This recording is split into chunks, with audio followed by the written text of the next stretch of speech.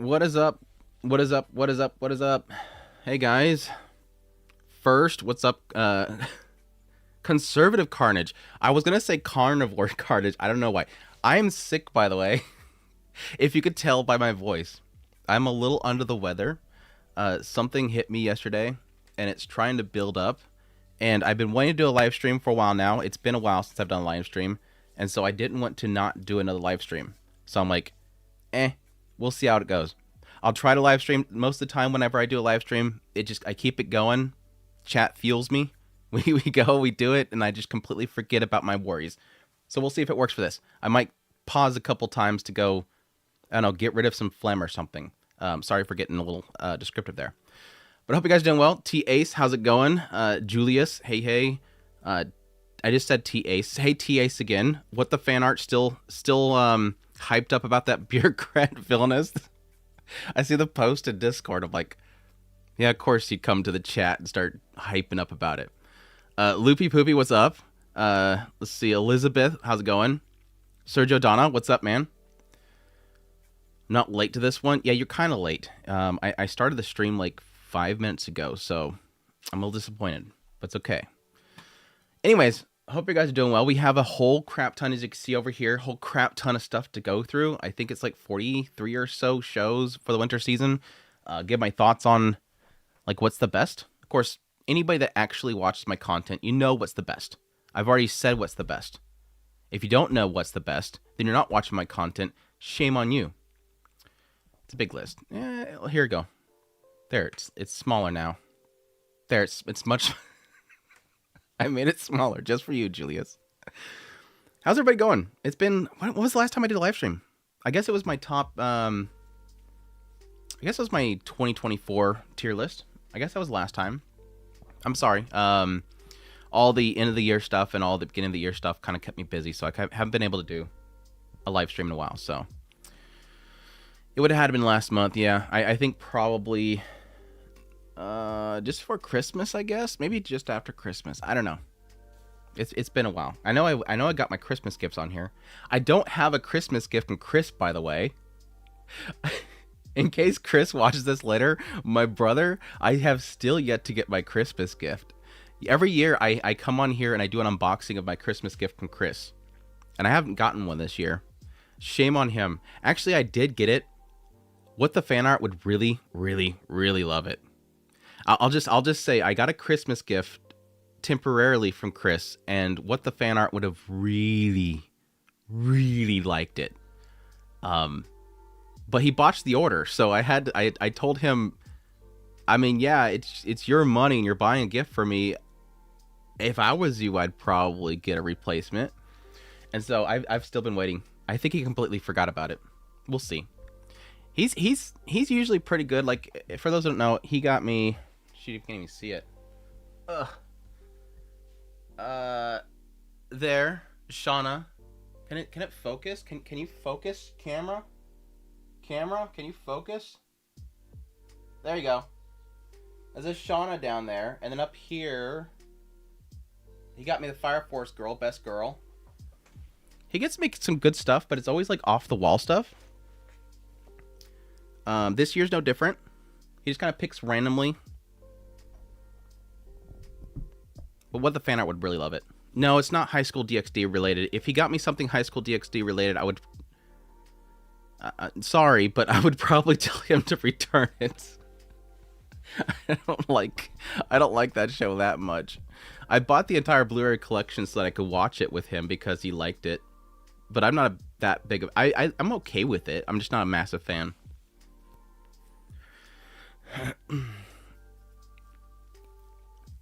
Will Amagami Sisters be ranked here? Yeah, I have it in the list, I think, don't I?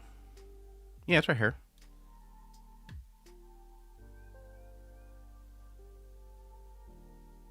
I heard they're not censoring the facility. All we know so far is we have one screenshot they released where it showed some oob. It shows a very, very happy girl and an oob. That's all I'll say. I'm sure that's probably the extent that we'll see, but honestly, for me, that's more than I thought we would get. And of course, I don't know the context of the scene. I've seen the art, and it's chef kiss. Some very good shots of Priscilla, but that's all we know is just an under boob shot. So we'll see. I'm excited about it though, and I would assume it's gonna be next episode because I think there were screenshots.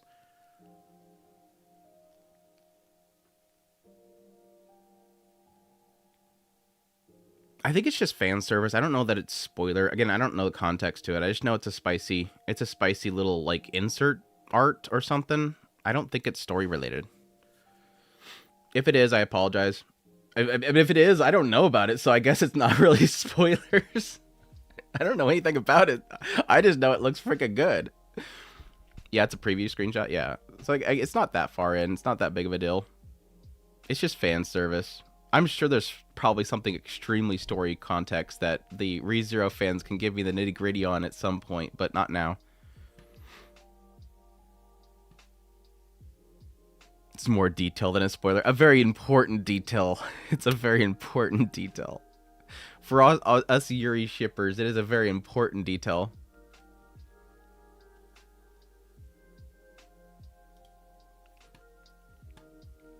Anyways, we should get started. You guys can still chat it up. We'll chat as we go along, but we should get started. Just in case I start getting ill, or not ill, but tired from my illness. Hopefully I sound okay. Anyways, let's get started. Tier listing the winter 2025 anime season. I have watched everything. These are the ones that I give a crap about talking about, which is pretty much all the important ones. Unfortunately, there's some like Danmachi and ReZero that are coming back. Danmachi's coming back next Saturday, isn't it? That kind of bugs me. Saturday's already super busy, and I think they're coming back on Saturday, weren't they? That sucks. Hey, Ezekiel, how's it going? Orb. Like, Orb overall's S tier. Easy. Like, I have no problem putting Orb in S tier overall. A lot of the people that have been following my channel, and I apologize, have noticed that I have not been covering Orb over the last 3 weeks now. I haven't been enjoying the show.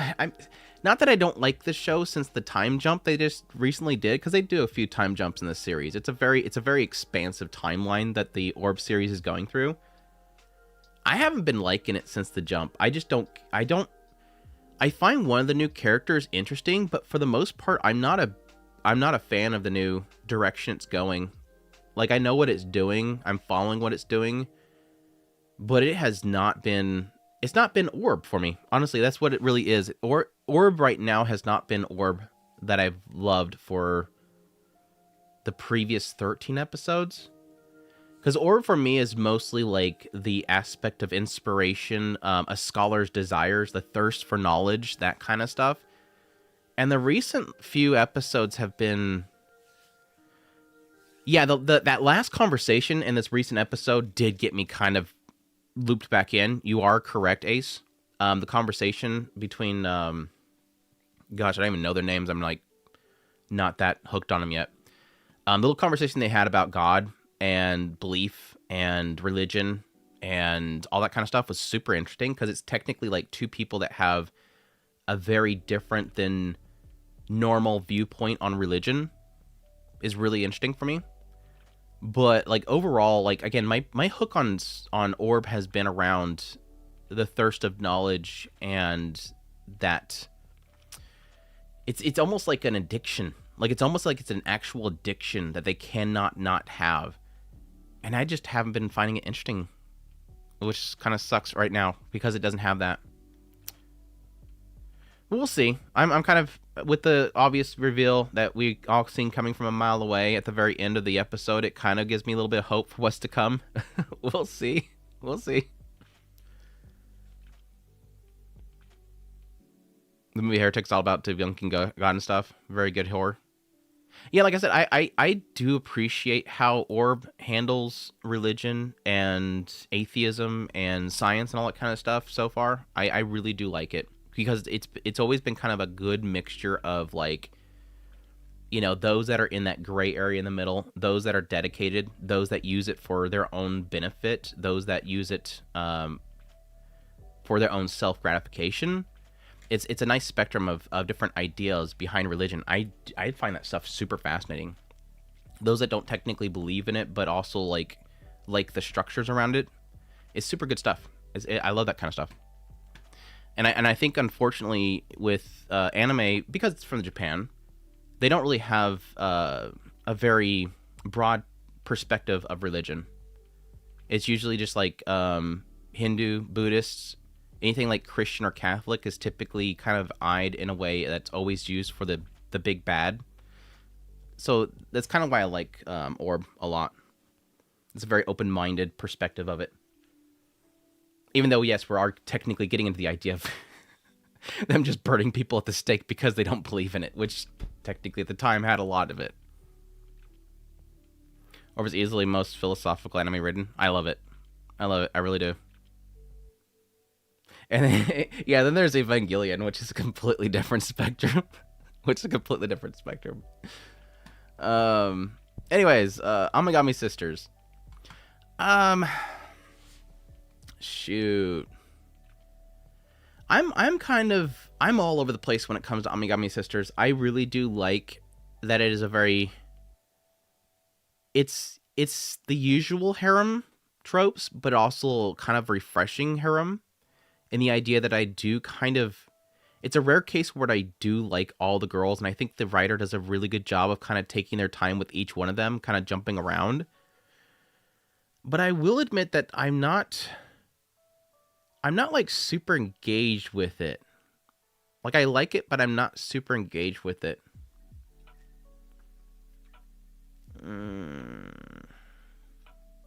I think I'm like a solid B plus. I think it's a very comfy show, but at the same time it's not trying hard enough. Like, it's not really doing much. I see what you did. I totally missed what I did there, so that sucks. Asahi is definitely best girl. I really like Asahi the most. I like my mischievous sisters though. I think B's solid for it. Like, it's good, but at the same time it's not doing enough for me. Yeah, I had an LFG moment last episode with Asahi. I was like, good girl. Get him, girl. I just want my girl happy. Are they doing a lot of censorship? I keep getting comments on Twitter saying that they're censoring stuff, and I'm like, I mean, like here recently with this recent episode where Asahi got tackled by her friend. It was the same as the manga. Like, I don't. Maybe there's something earlier that they were super censoring on Asahi. I can see them doing some censorship around Asahi, unfortunately. Comfy rating. It's not dramatic as the quintessential. Quintessential was good too. I do really think that quintessential quintuplets and Amagami Sister kind of fall in the same category, where it's like, oh, it's another harem show, but it does enough that makes it to where it feels fresh, but not enough to make it feel like it's pushing the boundaries. It's still safe. Not really. The manga's not that ecchi. I mean, like I said, I checked the manga and I'm like, it looks the same. So I'm not sure where people are getting that. It does have good art in the manga, for sure. Medalist.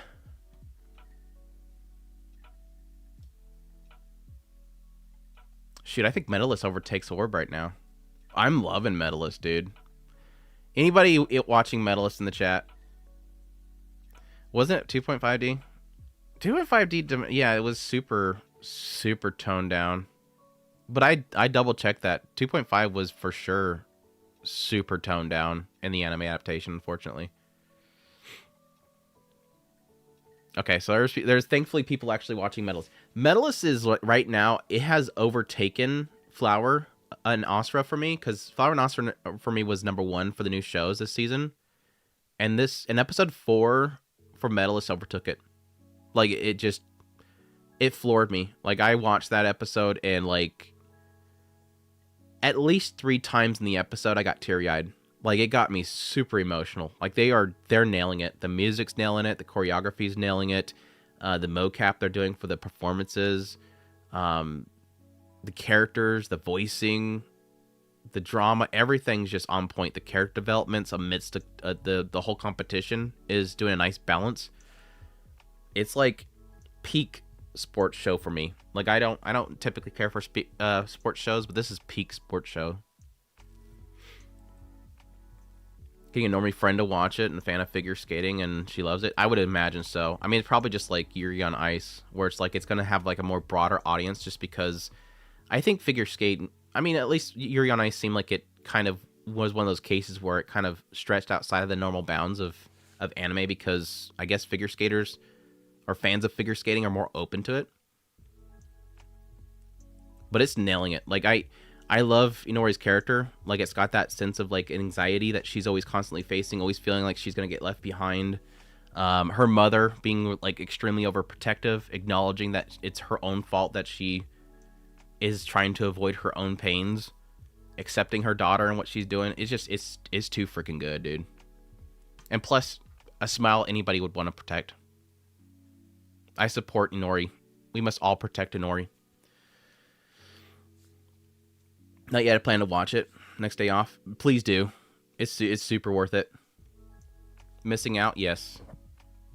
My only gripe as Medalist is that the characters are sometimes too mature for their age. Inori especially, or who? Which characters? Because like Mike's super childish. I could probably see what's her face, the one that she's chasing after. She might be, but she's got like a really rough coach. And Nori, I don't see as being grown up. Oh gosh, my throat.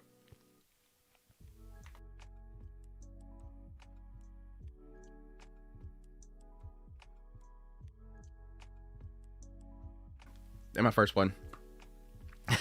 It started biting my throat. My first cough.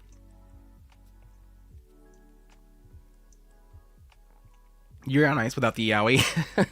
There might be some eventually. Been watching former figure skaters' reaction to the episode. She gave it high praise for accuracy. Well, yeah, like I said, they technically have excuse me.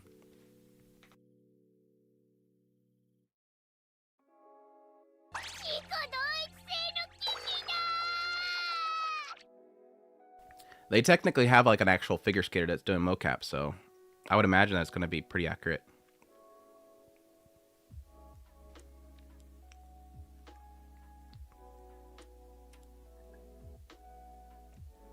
Oh, the OP is awesome.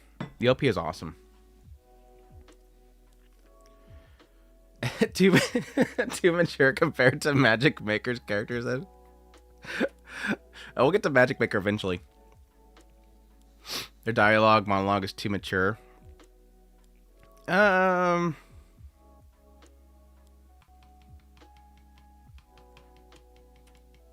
Maybe. I mean, I could agree, and I could agree somewhat. Yeah. I need coffee. I was drinking my coffee. I should have actually refilled my water. Anyways, I love it. Damn it. It won't let go. It won't let go. Okitsura. Okitsura.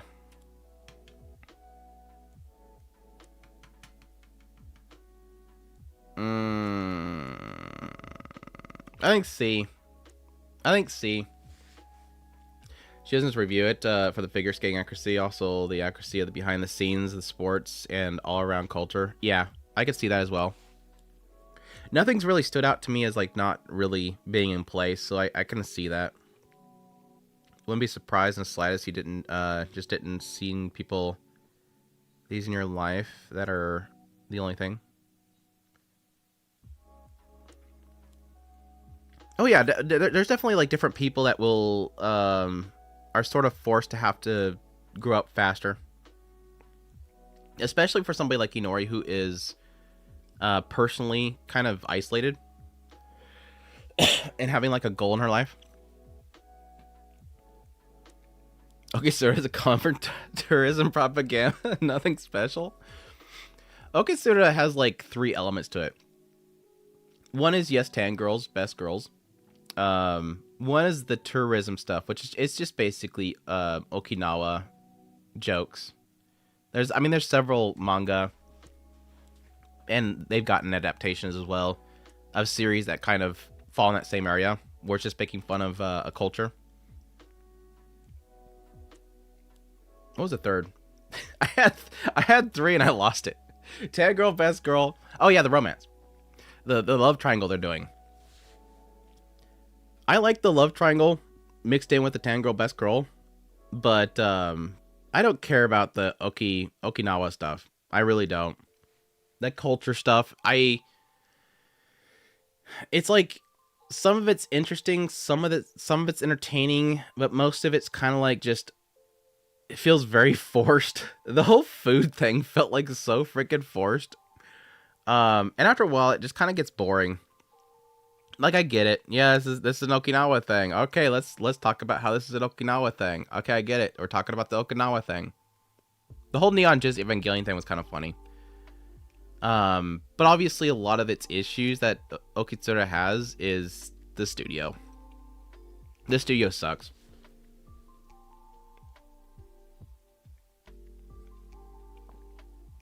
At least, Okitsura is very nice and characters are so gorgeous. Yeah, the nice still close-ups are really gorgeous. I wish they had actually, moved or talked or at least showed lip flaps. I don't like the studio. I really do feel like the studio they're nailing the art style, but that's really because they're not really doing much with the characters. Like, you can really draw nice characters when they don't move at all. And that's really what the studio is relying on. It's just like really, really far close-ups most of the time. Throwing in a bunch of lens flares, kind of hiding the fact that they can't do anything. Which they've done for previous titles. Like Cheat Skill. Most of that show kind of just heavily relied on really good shots of character and character designs, but just not having to move at all. In which anime do you have tan girls talking so rough that you think they talk's nonsense? What's up, Earthly? You're not gonna stay here and watch me suffer trying to not cough my lungs out? You missed earlier. I was just like trying to fight off this bite in my throat. Everybody's gonna find enjoyment out of seeing Andrew struggle not to cough. Okay, B then. What the fan art? Thank you for the super. Do the Okinawa dance? Do it. I'm trying to think of what it looked like. What isn't it just like it was almost like Hawaiian. I don't even remember what it looked like. It was barely animated, so I don't remember most of it. Thank you for the super, though. Appreciate it. I had to work on some side projects, my own stuff, and trying to watch Ishura. Oh, you're just doing a rewatch of the dub?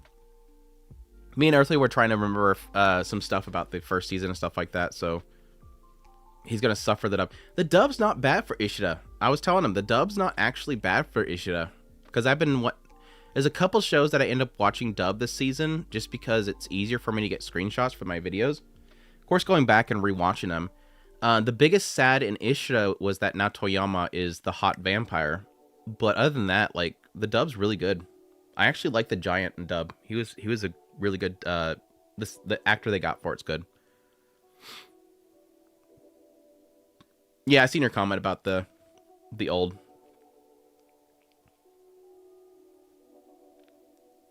Are you ranking the first 3 episodes? It depends on how many episodes I watch of these shows. Some of these shows I've watched like 4 or 5. So betraying my subtitle. I don't have a subtitle oath. I have no problem with dub. I'm not a fan of English dub, but I'm not like a Japanese dub purist.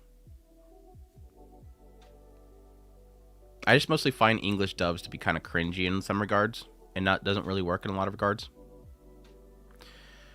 Anyways, yeah, Okitsura. I want to love it. Studio sucks. Guild. The Guild Receptionist. I think I missed an episode of Guild Receptionist. I don't think I watched the recent episode. They just got to she just parted ways with the party and they went back into the dungeon.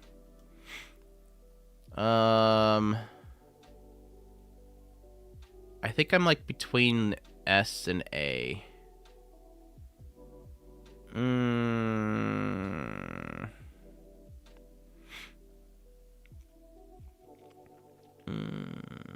I'm not really liking the idea that she's leaving this reception. Like, I don't really want her to become an adventurer, and they're kind of pushing her to have to join the adventuring. I'm gonna leave an A for now. I might bump it up to S depending on how many I have in S. Which I probably will end up being in S, because I don't know that anything else is gonna pump up that high. We'll put it in S for now.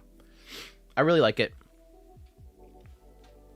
Dude, the opening's like insanely good looking. I think that's probably my only difficulty that I have with the show, is that it's Cloverworks and only the opening shows Cloverworks caliber. Like, I don't know why the studio like didn't animate like the whole project in like Cloverworks way. Like, it's got to be their B team or something. Cuz like we're talking Spy X Family Studio, Dress Up Darling Studio. Should even it could be Sailor Uniform. Like, all those stuff, all those projects look gorgeous. But this show's like fine. Like, it's not bad, but it's like, it's not Cloverworks. Like, what? Yeah, it feels like it's subcontracted. It really does. Like, especially like the crappy CGI dragon. Yeah, it should be Shadow House too, I believe.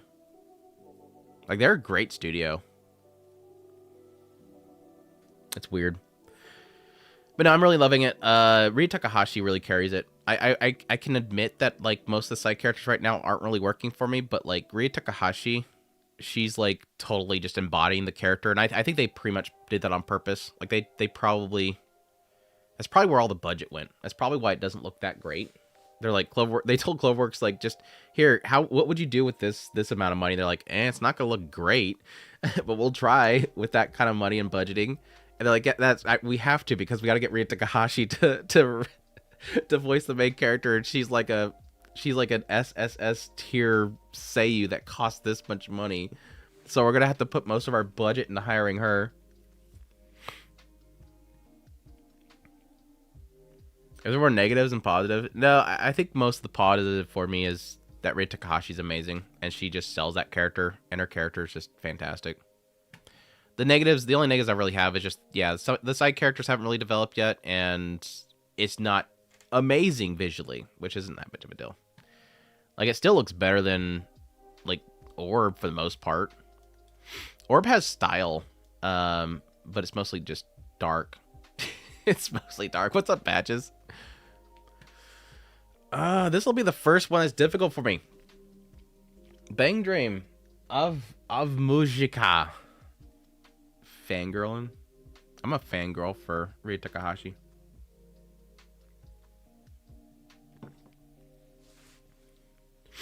It's little dark. It's little dark. Orb is literal dark. Bang Dream of Mujika. I'm like in the same area that I was with the original Bang Dream, or Bang Dream is my go. I'm in the same page as that, where like Bang Dream overall does some really good stuff, but it's so hampered by some of the worst character moments ever. Like, earlier we were talking about the idea of like how Inori doesn't act like her age. These girls don't act like their age. They act like I don't know, warring generals on the battlefield or something. Like, they all want to kill each other constantly. I want to watch Av Mojiko, but I didn't see it, the series that takes place before it. Yeah, you kind of need it. I mean, at least for like there's like two characters that are very much so kind of tied in very directly with what happened in the first season, or at least it's my go. I mean, competitive stuff, but they're not competing. Like, they're fighting with each other outside of competition. There's no competitions happening.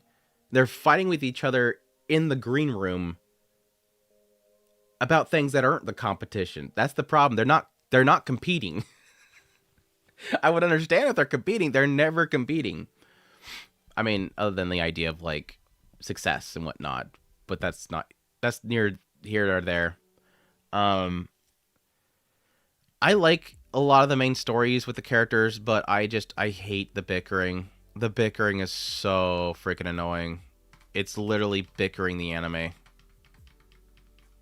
If like 90% of the show wasn't them bickering in circles, I would probably enjoy it a lot more. It just feels like there's no thought put into the conflicts is really what it is. There's no substance to the conflict. Plus, they left the poor girl on the stage. I'm between a C and a B. I'll put it low B. It may bump down to C.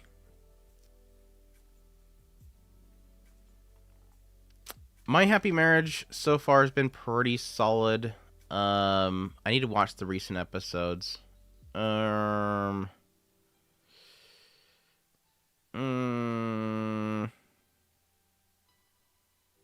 think a solid A. Cinderella and Century Japan. It's been a good season so far. I wasn't a huge fan of the later parts of the first season, but I think this season's kind of corrected itself a little bit. She frustrates the hell out of me with her choices and how she kind of wins people over, but it's kind of to her character. She's kind of she likes to be a doormat to people, which really sucks, but again, it's kind of her character. She's kind of molded that way. And I was really hoping with this season she would at least get a little bit more. I'm hoping for the moment where she finally starts kind of not being a doormat because she's been stepped on so many times. Next one, I don't care. A at least. The redhead. You want it in A because it's got a redhead? She needs... Yeah, and I think like my whole frustration here recently was because I gotten up to the point where they had that guy show up and he collapsed at the doorstep because they have the whole like cult that's going on, and she wanted to date. She wanted to jump into the guy's dreams. But her remedy to win over the mother was to wear the maid outfit because the mother wanted to speak down on her and believe that she was less than them, and she chose to put on the maid outfit.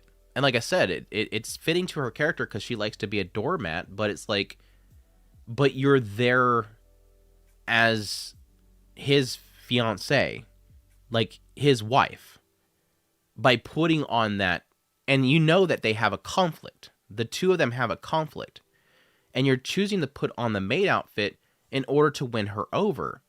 But in actuality, what that is doing is that is utterly disrespectful to him, because he's trying to stand his ground. By you wearing that, you're falling into what she wants and making yourself look like a maid when you're supposed to look like his wife. That's, again, to me, culturally, that seems like it's extremely disrespectful to your husband. And again, I understand why she does it, and it works out to her favor because that's her character, and of course she's going to win her over by doing that. But it's still like, there's better ways of doing this, girl. There's better ways of doing this. Not become a freaking doormat again. It hurts because you kind of want her to have a backbone. I'm assuming eventually she starts to kind of develop a lot more, and she'll start standing on her own that way. But till then, she doesn't care about him, though. I would hope she cares about him. He's literally like the light of her life. He literally brought her out of the darkness of her entire existence. I would hope that she cares about him. I really think that if she refused to wear the maid outfit, would have been gained some respect for the mother. Right. I think she had to prove herself. Like, well, the moment that she finally realizes that she's from the, was it the So family? I forget the name of the family that she's from. The bloodline that she is. I think once she realized that, it's kind of corrected her tone, because the mother doesn't know that she's from a very, like, legendary family. I think if she... I don't know that she'd... No, I don't want her to win her over with that, but she would probably have perked up a little more, because again, her whole thing is that she wants to protect her own family. The mother, in the end, still wants to protect the family. That's why she's being a D. But anyways, that's my arguments. I'll probably get into it more when I do my impressions video on it. It's still frustrating. Again, it's not it's not frustrating in a storytelling concept. Don't get me wrong. It's frustrating to a development of Mio's character. I want her to be stronger. She's been a doormat way too damn long, and I want her to freaking stand up.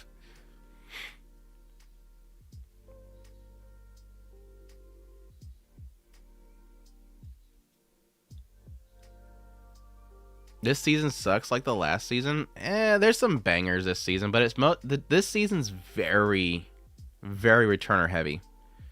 This season's, I mean, besides like Flower and Asura and Medalist, the ones I put in S, it's a very returner season.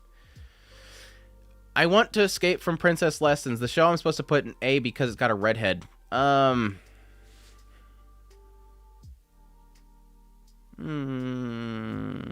think it's a solid B. I'm not gonna like super praise the show. I think it's like a solid B area. I think it's a lot more enjoyable than I thought it was gonna be. I thought it was gonna be a throwaway show, but last season was far worse. I will admit that, because if I remember correctly, I had to struggle to get my top 10 list last season, at least for new shows. But no, Princess Lessons, a lot more enjoyable than I thought it would be. I thought it would be a very throwaway show. I just like the main character. I think she's a lot of fun. But I will admit, I don't like the dude. I don't like the prince at all.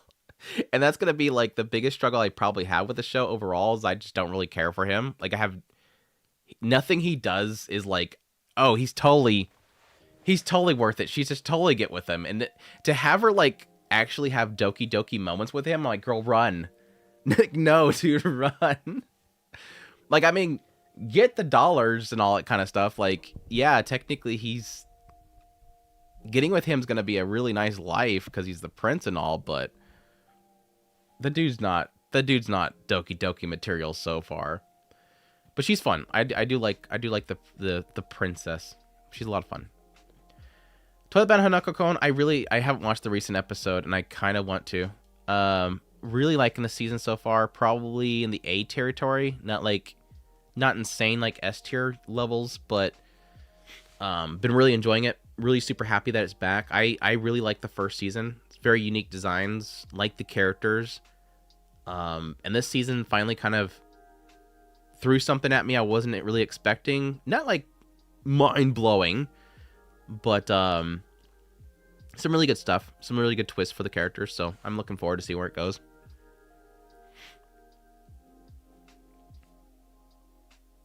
Last season had ReZero, Blue Lock, Dandadan, Bleach. Right. Again, a lot of returners and continuings. Dandadan was probably the biggest, for sure, like the best new show that came out of fall. But it was similar to this season, very sequel carried. Same problem I have with the shoujos. I don't care for the male MC. Yeah, true. I mean, it's very pushy. Is it classified as a shoujo? I wouldn't doubt that it's classified as a shoujo. Let's see.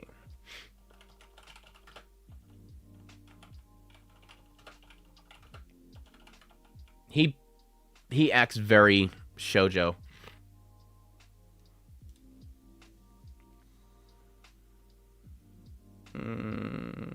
Yeah, it's female demographic. So that makes sense. Yeah, it's shoujo. He's very pushy, and you typically get that with shoujos. Like, for some reason, female fans like those characters that will literally pin them in a carriage and force them to nearly kiss them. Oh, that's so romantic. It's like one of those... It's one of those funny things where you'll see a tourist... You'll see a tourist that will pop up out of nowhere and say, my gosh, look at how, like, misogynistic this show is. They have this male character that's being pushy on this female and forcing her to have to kiss him in this carriage. And you'll literally point out to them, dude, it's wrote by a female and it's for a female audience. This is what the females want. Like, this is, like, the ones that are wrote by males have the main character that goes, whoa, whoa, whoa, whoa, a woman? I can't get near them. A male writes a show and it's literally the main character will not touch the females. And then when the female writes a show for females, it's literally the male being super pushy and like grabbing the female character and forcing themselves. Like even this season, anyways, I'm falling in love with you or whatever. Like one of the stupidest titles this season.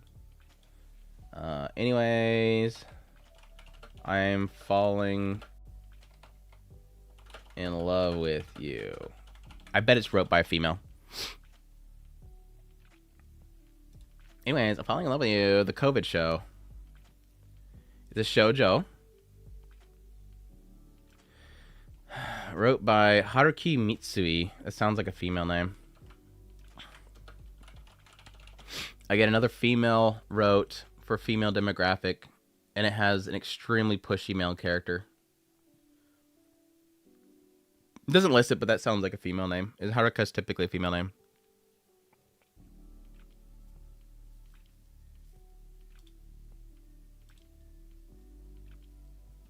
Must go to work. I'll watch the rest later. All right, take care, Zico. Hope you have a good day. I'm going to try to have a good day. Hopefully I can get the rest of this without coughing anymore. I finally got over that cough spell. He just shocked that he can't imagine that the reason why she was like that is because of the lessons. Yeah, that obviously shows the dude wasn't paying attention enough, and for him to discard her like that and then go, oh, wait, hold on. She's actually fun. Now I want her. It's like, it's hard to like the dude. It's hard to get behind a dude that's like, oh, wow, she has personality. Now I want to hang out with her. Go Receptionist S tier? Yes. Rie Takahashi win. Haven't watched it yet, but I read her manga. They're not bad. Oh, I don't have too much of a problem with it. It's like it's not my cup of tea, but yeah. Dr. Stone, Science Future. It's been a solid season so far. I'm not like super sold on this season so far. I'm kind of getting annoyed that they have to keep introducing new bad guys. I think the show's just fine without bad guys. For some reason they keep pushing bad guys. But I didn't care for the first episode. The first few episodes weren't that great. I'm hoping it starts to pick up. It's like B for me right now. I think this season so far for me, for the first few episodes, has kind of been a B area for me. I'm hoping it starts to pick up after this. It's run out of new ideas. I don't know. Like, usually when Dr. Stone is in its element for me, it's experimentation and discovery and building.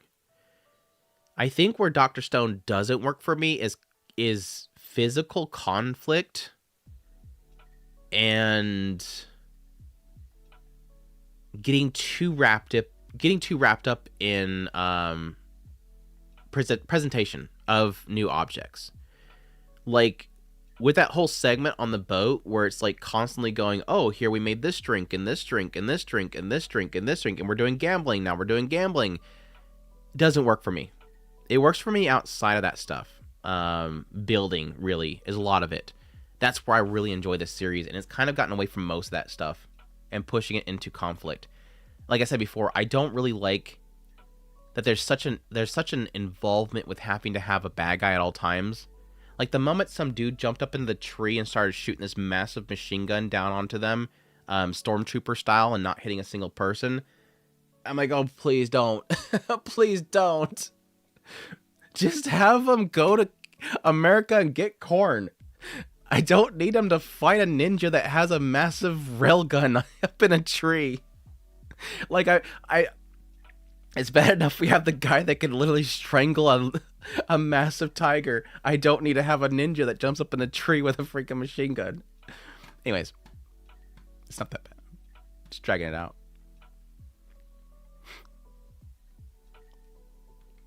I think it stops at season 3, where the tournament begins. Maybe we'll get for the next episode. Oh yeah, we're not on Ishura yet. What was the second one in S tier? Guild Receptionist. boat sequence was bad character development by what was clearly filler to make more runtime. You mean like the whole like gambling thing, and like it all turns into a thing where they were trying to get everybody hyped up for gambling? 100 Girlfriends, obviously S tier, S tier, S tier. Yeah, we'll put it at the top. We'll put it at the top. Obviously, anybody that's been watching me know that like this is my most anticipated show of the winter season. Was super hyped for it to come back. I will admit the Food Dere segment was not my favorite. Like the introduction of the Food Dere was great. Kurumi, I think her name was. But like that whole like food tournament thing, besides like the hot the presenter was super hot. I don't really care much for the food tournament stuff. Like it felt like blah. But man, they came back with episode 3 and I was like, there it is. There's my freaking 100 Girlfriends, dude. The whole like baby segment that was like both like wrong, hilarious, and wholesome at the same time. It's peak 100 Girlfriends.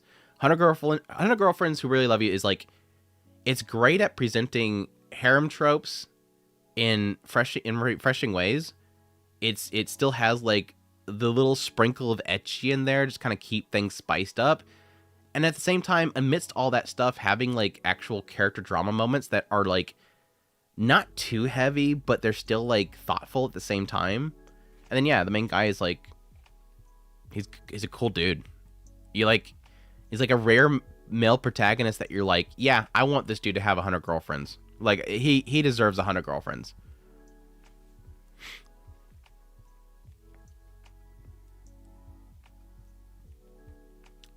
Mother's Basement made a funny video about 100 Girlfriends being the haremist anime. Well, he's got 100 girlfriends, so obviously. Well, no. What was the other? Doesn't Negima have like a whole crap ton too? How many did Negima have?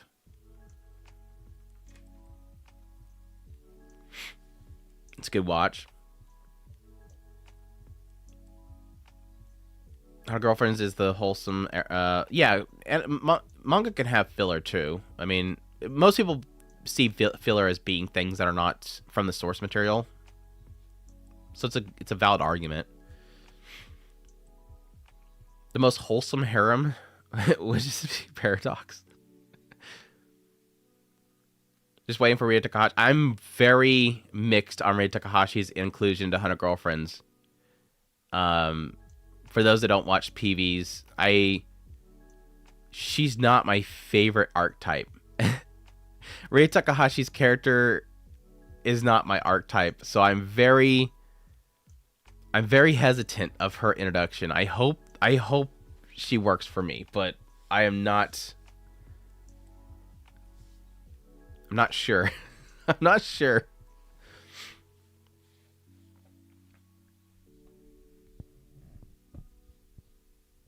Talks about Negima 2's, yeah, I would imagine that he would bring that up.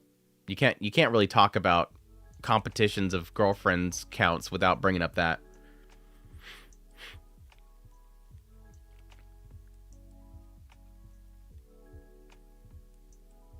Yeah, I'm curious further down into the series how this writer will handle that many characters. I'm pretty sure they've probably figured out their formula at this point. But like we're nearing that 10 point, and he's already got a crowd up on that roof of the school. All I can think of is that the writer would have to at some point start to kind of have to separate them and group them over time.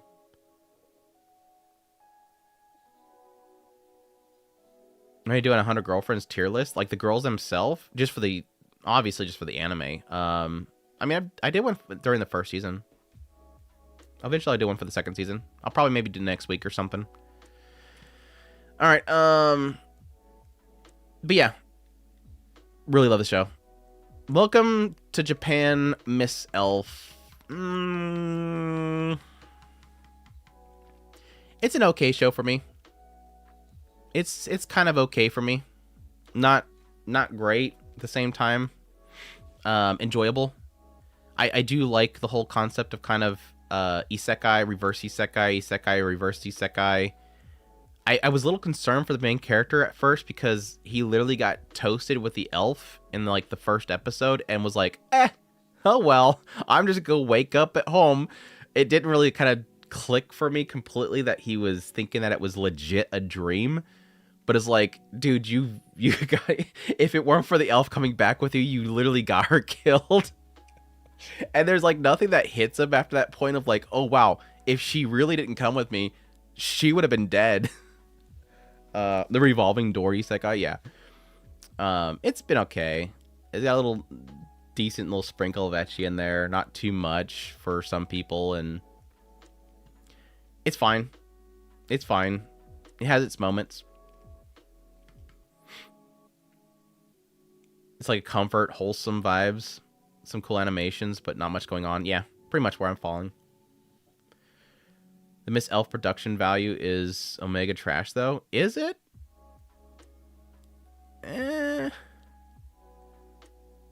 Nothing really stood out too much for me, unless something happened in the recent episode. I watched up to the point where they got out of the whole situation with the dragon. They just left her. And then he made like the most like obvious like we'll be forever and we'll have children together statement, and she got all doki doki about it, and he didn't realize what the hell he said, because protagonists do that.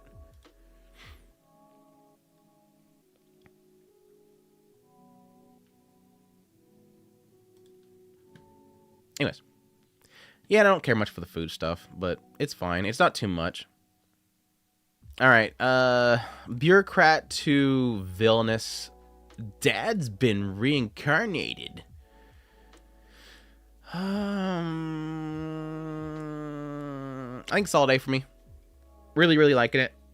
I won't say that it's like doing anything that's probably going to make it like super stand out for me, but like for a villainous isekai type of show, it's really enjoyable. Like it's definitely one of those shows where every episode I'm very much so entertained. I think its only weakness, bureaucrat to villainous, its only weakness is the side characters are just not really doing much for me, and they keep jumping to them every now and then, and I just really don't care. Like they'll jump to the dudes, and it's like I don't care, which is understandable because they're from an Otome game with trope characters, so it's understandable that they're boring, but it's like, stop jumping to them. I don't care about them. It's clever and good gimmick. Won't go down in history. Yeah, I mean, it's probably going to fall in that kind of realm with something like Level 99, Villainous. Villainous that'll go down in history. It's those type of villainous shows where they're super enjoyable, but you do kind of fear that once the season's over, you'll never remember them again. But I mean, if I ever do make a top 10 villainous isekai series, they'll definitely be something I'll bring up again at some point. So yeah, it goes in the realm of they're super enjoyable. I enjoy them every single week. The gimmick is super fun. They keep it fresh, but not doing anything that's like, holy crap, that's amazing. Take my YouTube premium on now. Well, you don't want those 60-minute unskippable ads. Has anybody in the chat actually had a 60-minute unskippable ad? I would just refresh my stream and probably would kick it. I think that's a bug. I think people were talking about that the other day, and I think that's a bug. Because I've had that before where I had a bug with ad blocker because I never block ads on YouTube. Mainly because there is a clause about that being against the terms of service of having ad blocker, and I'm too afraid of the idea of YouTube picking up that I'm using ad blocker, and they would ban my account, which bans my channel. So I had ad blocker whitelisted on YouTube, but then I had a bug in the add-on where it kept turning back on ad blocker every time I came back to YouTube. And what would happen is that whenever an ad would play, it would let it go through, but the skip button wouldn't pop up because the ad blocker was breaking it. And so it looked like it was an unskippable ad, but it wasn't actually an unskippable ad. And I think that's what people were seeing. What the fan art? Thanks for the 5. When does your villain arc begin? Depends on how many more times I have to I'm getting back at it. I shouldn't do it. Shut up, Andrew. I shouldn't say anything. Depends on how many times I have to disprove BS clickbait.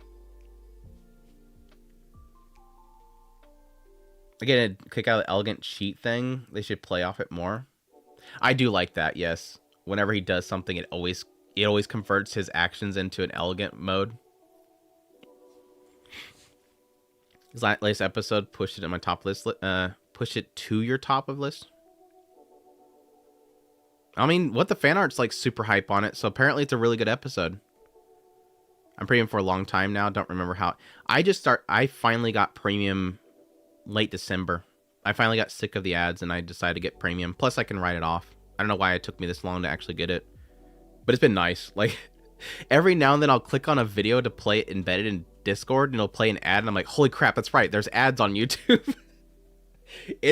I watched way too much YouTube to not get it. Oh no. I literally say how I got premium and you break my chat, YouTube. Damn it, YouTube. I just talked about how I got premium and you break my chat. There we go. It's fixed.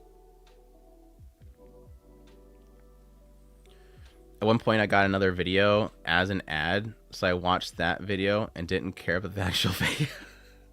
I've only had one time where I was like somewhat interested in an ad and wanted to keep it playing. It was a movie. It was a movie ad or something like that. His drive to end clickbait, Andrew became the emperor of YouTube. It's not really clickbait. It's just lies. Blatant lies. Blatant lies. Had a lot of that this last week. Anyways, what are we talking about? Oh yeah, Villainess. I am enjoying it. I think the main character's great. He's a cool dad dude, and I'm enjoying it, so. Neat Ninja. Neat Konoichi. Neat Ninja.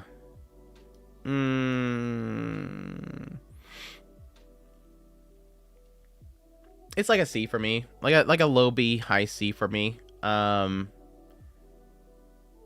The problem that this show has is that it's too wrapped up in its jokes. It introduces a character, you get their joke, and that's their joke. And I think that's where it kind of loses it for me. It establishes its joke and it just kind of sticks with those jokes. So it's fine though. It's not a bad show. Pretty works if you have a phone blocked and still working very good. Yeah, I've actually liked a lot of the features that I didn't even know was part of premium once I got premium. Like if I'm watching a video on my computer and then I walk away from my computer and I turn on my phone in the app, it'll have it there to pull it up, which is really nice. Like it keeps track of what you're watching on each device and it'll kind of throw them back up there like, hey, you want to finish watching this? Which is really cool. You watching Link Click? I'll eventually watch it. I've heard way too many good things about it, even though I don't really technically. I try to stay away from watching Chinese stuff and Korean stuff, just because I have too much damn Japanese stuff to watch. But eventually I'll watch it. I've heard too much good stuff about it. Ubelblot.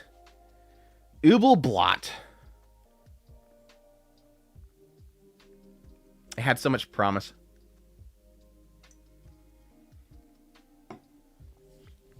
Ubelblot could have been my dark fantasy show of the season. I just don't. There's so many things that are kind of wrong with Ubelblot as an adaptation. I think the point in the story in which it jumps into isn't a good starting point. It's not really that it's censored because most of the area that it's adapted so far isn't really showy. Violent censorship is there, definitely. You could be talking about censorship of violence. Like, it's not really showing too much violence-wise, which is definitely like a core aspect of Ubelblot that I see in the manga. But I think the point in the story that it jumps into doesn't really make too much sense. Like, it doesn't. It's super hard to figure out what the hell they're doing. And then like visually, it's just not that great. This is definitely one of those ones where like after watching a couple episodes, I'm like, I'll read the manga eventually. Like it's one of those cases where I'm watching it. I've peeked quite a bit into the manga, and I was liking what I was seeing. And so what I've seen so far of the anime adaptation, I'm like, I'll read the manga eventually. Like I'm just gonna drop it here, and hopefully down the road, if I get some time, I'll read the manga. I've heard too much good stuff about the manga, and if this isn't working for me, I'm like, just don't ruin it. It means evil paper. The anime definitely was trying to shoot for that. B for blot, JK. It sounds too much like Russian swearing. Well, it means evil paper, apparently. The first chapter starts off with a wild as berserk. Yeah, like there's like this little prequel segment. If I remember correctly, it's not technically chapter 1. But like when I went to go look it up, there was like this little pre-story kind of element, like a chapter 0 moment, where it kind of shows a lot of the stuff before the current timeline of episode 1 of the anime. And it's freaky. Like a horse, like a lady and a horse in a bed, and it's weird stuff. It doesn't, it's very Berserk Eclipse moment stuff. It crazy. Yeah, and pretty much everybody that any girl that gets around him, he's like, all right, let's do it. Hey, you want to do it real quick? He's pretty thirsty. Anyways, he's like the Seven Deadly Sins guy, Medalist, whatever his name is, but like he goes further than just peeking at a skirt. But yeah, I'm just gonna read the manga. So if anybody sees it in here in the chat later on, that's why it's there. I'm just gonna read the manga. Here, let's just put it right here. Gonna read manga.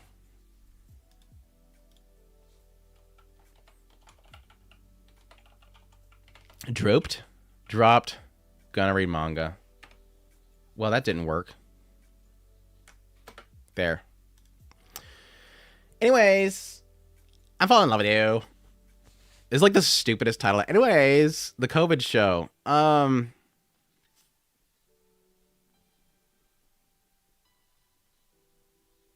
don't like it. I'm not gonna dance around. I just don't like it. I don't like it, and I just made that thing, and I gotta make a new one.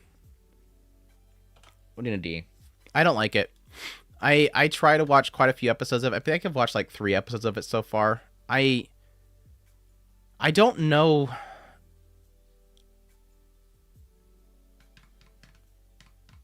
I know what it's doing, but I don't know the hook. I really don't understand the hook. Like it's the idea of like, you see in the future she's like an editor or something like that. And then it jumps back to the past where it kind of shows this summer that she had. Oh, it was such a horrible summer. The guy I was in love with, he turned me down. And now, like, I have all these childhood boyfriends that now suddenly all want to bang me at the same time. And I don't know if I want to accept it. Because I don't want to ruin what we have. I know, yeah, there's COVID happening right now. So everything's canceled. I don't get it. I don't understand I don't get a hook yet. It's a bunch of hot guys that want her, so I guess that's the hook. Go with the anime. Yep. There's this mysterious disease. It was wrote in 2020. I wonder what it could be referencing. Yeah, I don't want PTSD for another if y'all are like, for how did this sell? This is the boggling thing. How did anybody buy this manga during COVID? Because it's obviously talking about that. But who wants to be reminded of that whole time period? I guess there's relatability. I consume shoujo stuff for dinner. I don't know what the show is doing other than showing pretty dudes fawning over one girl, which is fine. I just need something. I just need something besides, oh, he cornered me again, and he's he's got my chin. But I don't want to accept this because our friendship. And how she has so many hot childhood friends is crazy. She's got. I guess I should actually love the show because I like my childhood friend characters and I always root for them. And this one's literally like 4 of them, so I can't lose. I should love this show because for once it's a harem where they're all childhood friends. I cannot lose. At least the mangaka wanted to document her experience with her friends during COVID. Oh, the mangaka had 4 hot childhood friends that constantly hung out with her and were all thirsty at her in secret every now and then. Because you know how mangakas, they're so social and just have all this time where they're thirsting with their hot childhood friends in their house. Most mangakas are like, they spent their entire childhood drawing stuff. This mangaka was constantly hanging out with hot childhood friends all the time who were secretly thirsting at her in the hallways of her house before she got back into the bedroom with them. She has reverse harem energy, and eventually she grew. It doesn't work no matter how you cut it. If she was documenting her time during the pandemic, she can't. If the pandemic hit her when she was in high school and she's documenting that, how did she draw it and release it during the pandemic? You're lying, psychopath. Don't lie at me. I've seen through your lies. Maybe she went back in time. That's what happened. This happened to her in high school. She grew up and she went back in time and she drew it during the pandemic. Got it. Anyways, we're thinking too much about this. This is a good sign to move on. Bonfire. Bonfire. The Michael Jackson vampire show. Hoo-hoo. I hate it. I think I hate 98% of the show. I hate it. Because it's too much man horniness for me. I don't like I'm not a fan of man horniness, and this show is full of man horniness. Like it's full on like man thirsty comedy, but I don't like man horniness. Bonfire. I found like 2% of the time I laughed because it was so absurd. The first time he popped a man, the first time he got a tent down there, I laughed because I wasn't expecting it. But then after the 15th time he had a tent, I was done. There's only so many times I can see a man tent, and eventually I'm numb to it. So, bonfire. I'm gonna put in D. D for tents, man tents.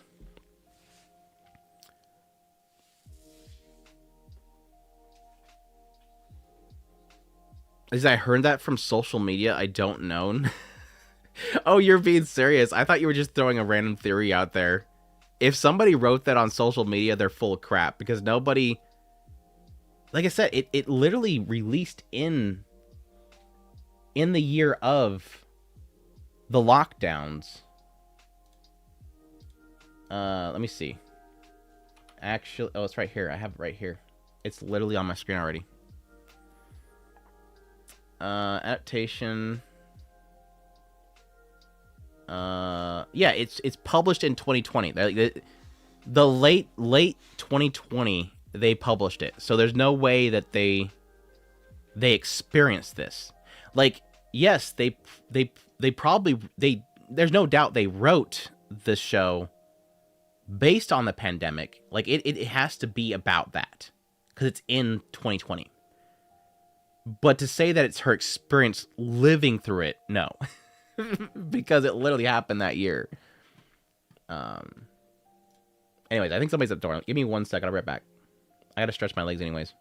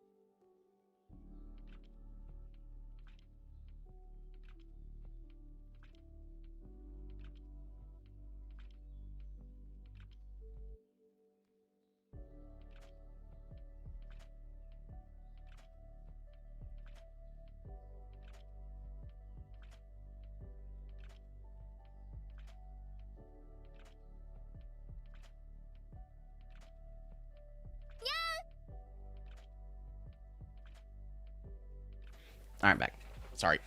That took longer than I thought it would.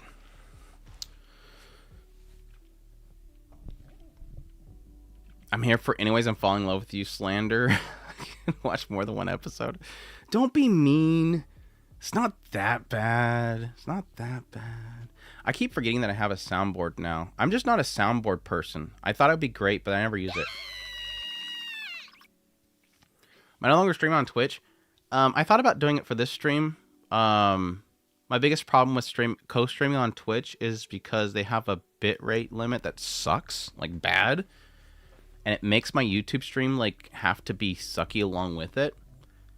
I'll eventually figure out something to work with it, but for now it's like I have to degrade my stream just to stream on Twitch, which really sucks. But yes, I want to do both. Not that I get like a big viewership on Twitch, but you can't build something unless you do it, kind of thing. We'll figure it out eventually, though. My happy marriage exists. So mean.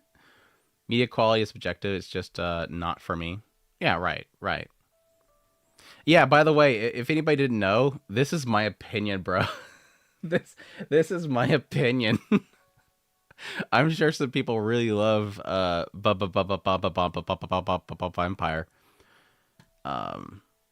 Hey Sobble, how's it going? Hope you're doing well.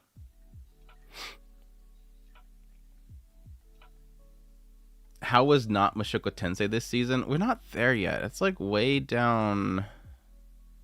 Where is it? Did I not put... Oh, it's right down here. It's down here. So basically none of the streaming platforms, even though they make cross-streaming possible, in truth, not like to share their spotlight. So basically none of the streaming platforms, even though they make cross-streaming possible.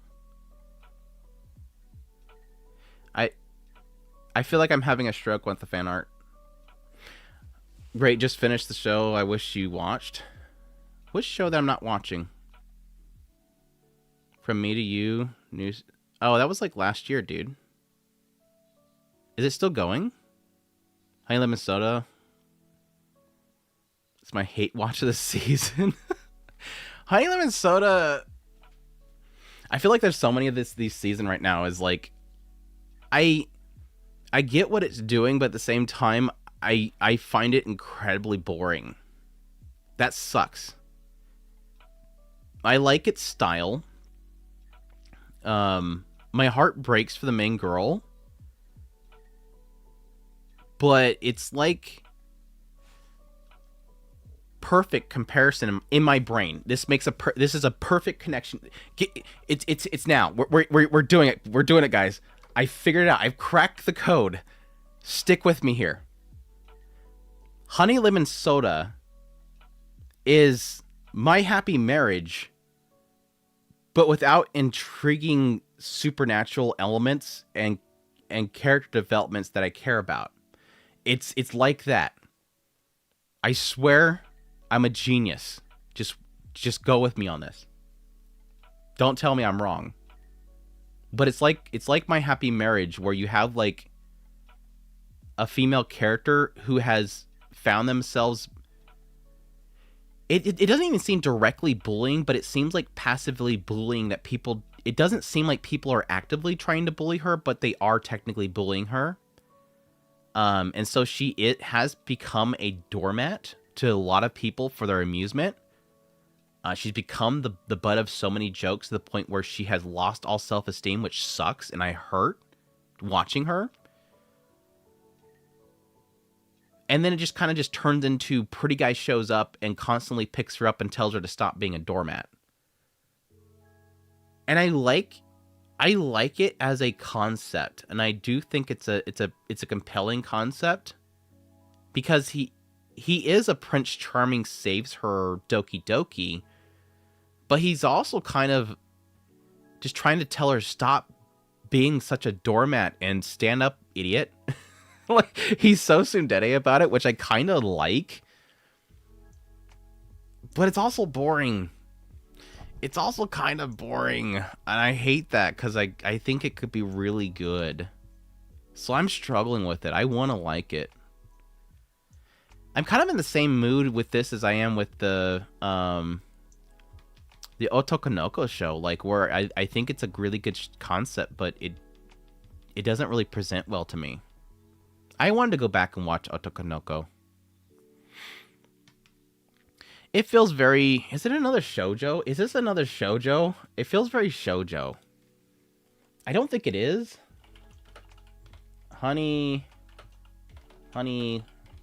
Where's my E? Lemon Soda. I swear I hate this keyboard. I need to get a new keyboard. It's not show. It is shoujo. Of course it's shoujo. He's a dick. Of course it's a... If the main character's a dick, it's gonna be a shoujo. Damn it, YouTube, stop crashing. It's a shoujo. Of course it's a shoujo. He's so super hot. It's gotta be a shoujo. Extreme bullying characters. Extremely bullying a female characters gotta be a shoujo.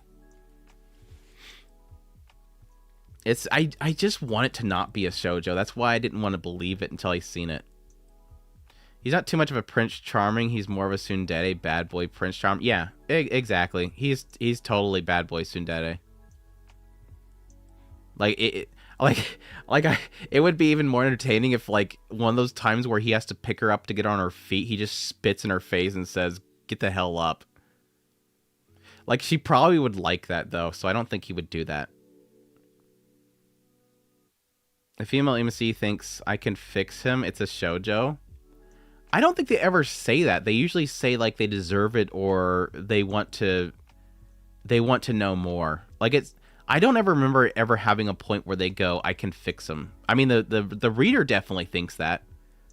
But I think the female character typically thinks like they're doing it for me. It's my fault. I want to learn more about them. Like there's got to be some reason they're like that. I want to learn more about them.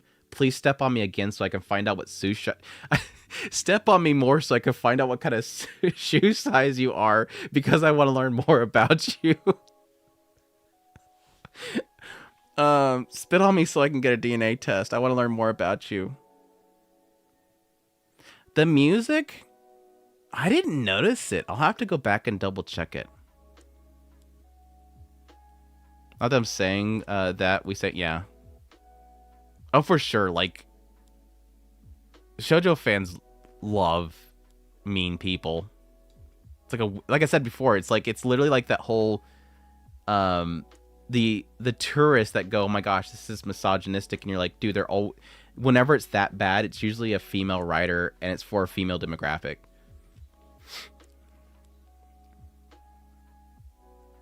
Relationship development. Learn how well the show fits in my face. Anyways, we're gonna get away from the topic of shoujo and their obsession with assholes. Shoe fits my face. Yeah, I kind of figured that. Anyways, my kingdom's in a state of ruin, and so I decided to learn magic or something.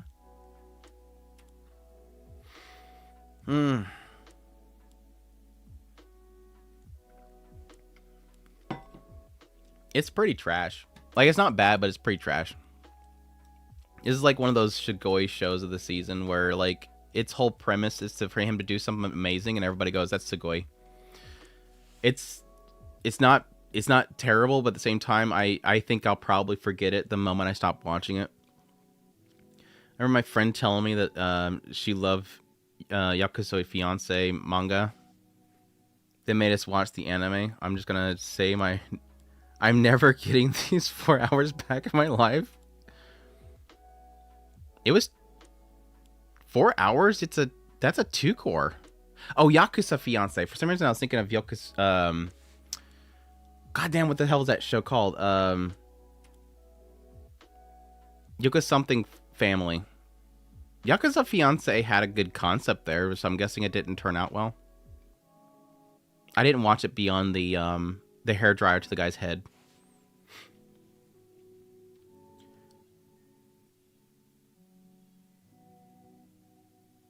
Way the House Husband's peak, yes. Way the House Husband is peak. Is it Yokozuna family? I don't think that's it. Is it Yokozuna? The name. Anyways, Haneko. Haneko is like up here in the A. I'm really liking it.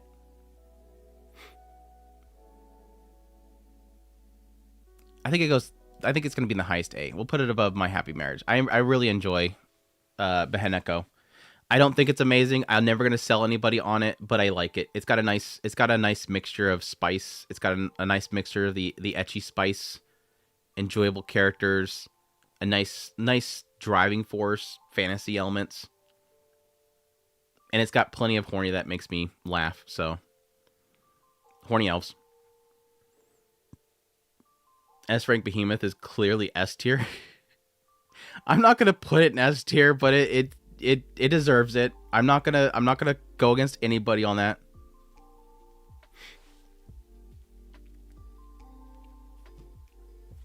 It's in the name, S rank. Yeah, but then if you say that, then I have to put this damn show up there, and I ain't gonna put this damn show up there. By that logic, I have to put this freaking show up there, and I'm not putting this show up there. It's okay, it's your list. It's my opinion. It's my opinion. I prefer them humanoid. Dude, the anger around Beheneko is hilarious. I absolutely love the anger around Beheneko.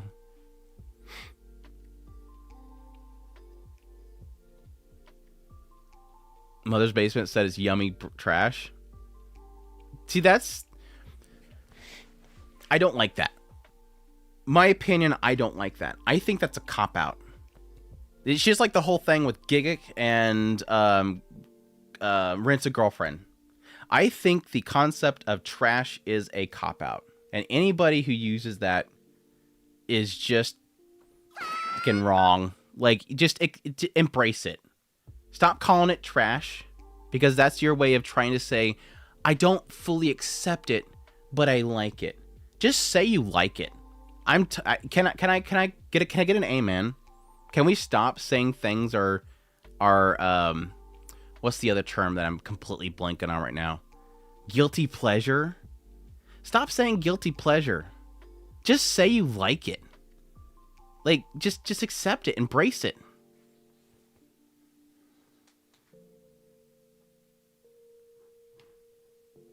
I'm pretty sure he means trash is guilty. Exactly, and that's why I think it's stupid. Just accept it. Like, don't put a caveat. I think that's really what it is. It's so many people make caveats because they're afraid of being called out for liking something. Did he accept Domestic Girlfriend? Damn straight. Don't call it guilty pleasure. Don't call it trash. Just say you like it. Adrian likes Kiss X Sis. I like Kiss X Sis. It ain't a guilty pleasure. I ain't guilty about it. Accept it. I think it's people trying to give themselves an out. It's really, I think a lot of the cases, it's people trying to give themselves an out. So there you go. We've made it known. Accept your trash and just enjoy it. Anyways, what were we talking about? Beheneko. I like Beheneko. It's great. I want to admit, I like gushing over magical. I like gushing over magical girls. You don't have to worry about it. You just admitted it by saying that. I started unsubscribing him as he put Makane and trash top list. Are you joking? Did he legit put Makane in trash? But is it like, again, is it the whole like it's trash, like I like it because it's trash?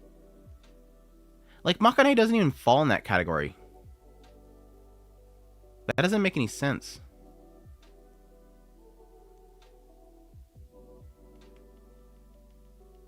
I would have to get context there. That doesn't make any sense to me. I think it's because people try to look biasless by rating things not due to enjoyment but by quality.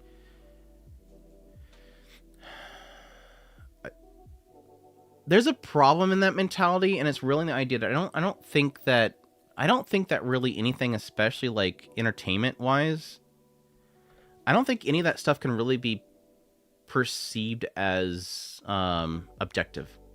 Like, I don't believe in the idea of objective quality in entertainment. Like, you can say like objectively this show is artsy and so like Space Dandy. Like, you can claim that like Space Dandy is objectively artistic and super beautiful and stuff, but I don't even think that's true because I was never captivated by Space Dandy on a purely artistic value. Like, even something like Satoshi Kon stuff. I believe that Satoshi Kon is the greatest director of all time. But I would not tell somebody they're wrong if they said that they don't like Satoshi Kon. Like, if they watch Satoshi Kon and they're bored, their opinion's not invalidated. I don't think there's ever an objective truth or taste to entertainment. So to claim that you can't look at something, without a bias doesn't really work.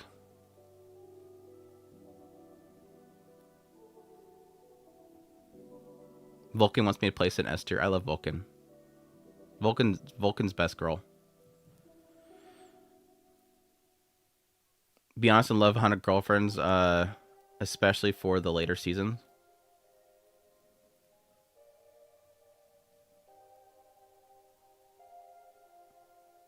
They typically include anime with goofy premises. Yeah, that's kind of what I was assuming there, was that it's like this idea of like it's just trashy fun. I enjoy it.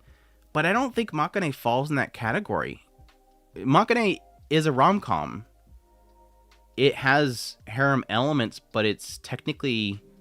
It's almost like it's trying to talk about them, while at the same time making fun of them. Like, it has the tropes in there, like, oh no, this girl just suddenly fell on him down the stairs and just completely face planted into him with her chest. But it's not what I would typically classify as trashy, so it doesn't make any sense to classify it in that kind of realm.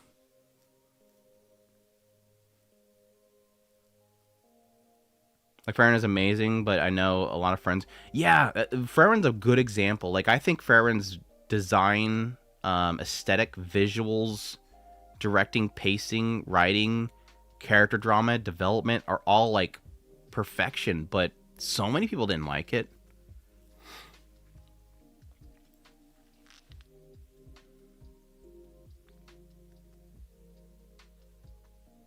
Satoshi Kon is a genius, but it's definitely possible for someone to dislike it. Right. Like, I wouldn't doubt it. Like, I mean, a good example is if I go to, let's do this to make my point.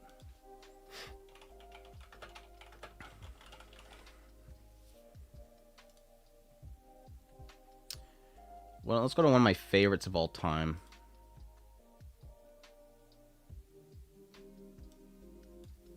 Prime example. Point made. This film is literally perfection. Apparently I never scored it because I don't score on Mal anymore. It's literal perfection. Satoshi Kon, Perfect Blue, is basically a perfect movie. It's an 8.8 or 8.5 on Mal. So obviously a lot of people don't agree with me. I think they're wrong. I think they're stupid. 1,000 people are about the stupidest people I'll probably ever talk to if I ever talk to them. But what? Can we talk about this? Can we talk about this? Who watched? Even if you don't think it's that, how can 1,000 people think this is a 1 out of 10? I fear for mankind. Like, again, I understand. I understand. I'm fine. What? You're on something. Who? But again, it proves my point. Even though I think this is I want to believe this is objectively, like, perfection. You can't claim objectively because there's plenty of people who will not see the same thing. They'll think this is boring. They'll think it's too much. They'll think it's trying too hard. It's try hard or whatever. Elitist, right? Actually, Satoshi Kon is a hack. Actually, I've seen this movie recently that's literally, it copied it from it. Is it Millennium Actress? I have not watched the Millennium Actress yet. I have it, and I've been saving it. Like, I love Satoshi Kon so much. I've watched 3 of his works, but unfortunately he has passed away, so I'm breadcrumbing his works for the rest of my life in hopes that I can never run out of Satoshi Kon stuff. Which is going to be basically watching one of his films every, like, 10 years or something. I am extremely excited to watch Millennium Actress when I do.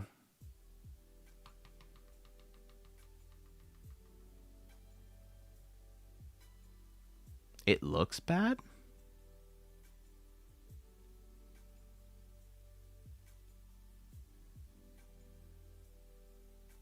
Although my steelbook, I don't know if I got a steelbook or not. I don't think I did. I wanted to get the steelbook, though. I got it as a gift.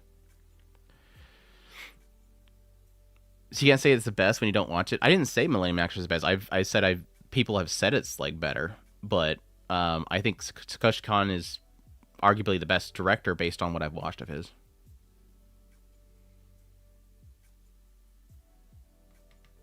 Yeah, I was planning on watching it on YouTube when it went up for free, but then I wanted to watch it on Blu-ray. I want the peak peak performance on it. What are we talking about? Oh, Behead Echo and trash stuff. Anyways, Ishura. Ishura second season. We'll put it in S tier for now. I'm pretty much locked in on S tier for that one. I have my struggles now and then. That's really around the fact that there's so many freaking names. It's hard to follow, but that's a me problem. I don't know necessarily that it's the show's problem. It's got a lot of stuff that it wants to talk about, and I have loved season 1, really loving season 2, and I'm super hyped for where it's going to go from here. We finally got our first episode where they didn't introduce somebody, so I'm kind of curious if they're ready to start kind of taking off at this point, which I don't think is the case because I think there's still like 5 people we haven't met yet from the intro. But it's great. I love it. I just love the world that it's building. I love the characters. Every character they introduce is super freaking fascinating. It's very Fate Stay Night with its kind of introducing warriors and having them kill each other, which is great. But super hyped for where it's coming. Now Toyama is a vampire hottie, which is like I'm super into right now. Love Ishura, just worried it could all fall apart with the tournament. And that's kind of the reason why I'm not like super jumpy for the tournament. Like I remember when the first season was airing, and it makes sense because literally the premise keeps talking about having a tournament. Like literally every episode opens up with them saying we're going to have a tournament. So I understand people's frustration there, but there's like the entire first season, everybody's like, when's the tournament going to happen? Why does it keep talking about tournament? And I'm like, I don't really want the tournament. Like, I'm kind of just interested to see these characters and them kind of exist in the world. I think the tournament is really just an excuse to have sort of this end goal. The tournament is what the kingdom wants. It's not necessarily the goal of the story, I don't think. But I think because the story keeps narrating that the tournament's important, I think that's what's causing it to be sort of too much of a focus. The fight scene in the last episode is pretty good. I have to admit, I don't like the robot. I kind of want the robot to die. I really am getting sick of the robot's laugh. So I'm hoping that that's the first one to go, which I don't think is going to be the case because they've kind of set up the robot to be sort of like unkillable. Which they've had several characters that are unkillable being introduced, but it's like double the case because it can regenerate itself from 2 different points. So it's kind of built around being unkillable. And I'm afraid that that's going to be sort of the... I'm still waiting for Tia. What's her name? Tia? Holy crap, I've forgotten her name at this point. I'm waiting for World's Words to come back. And I'm afraid that will probably be the end of her right there. If even she gets to the point where she can use her stuff properly.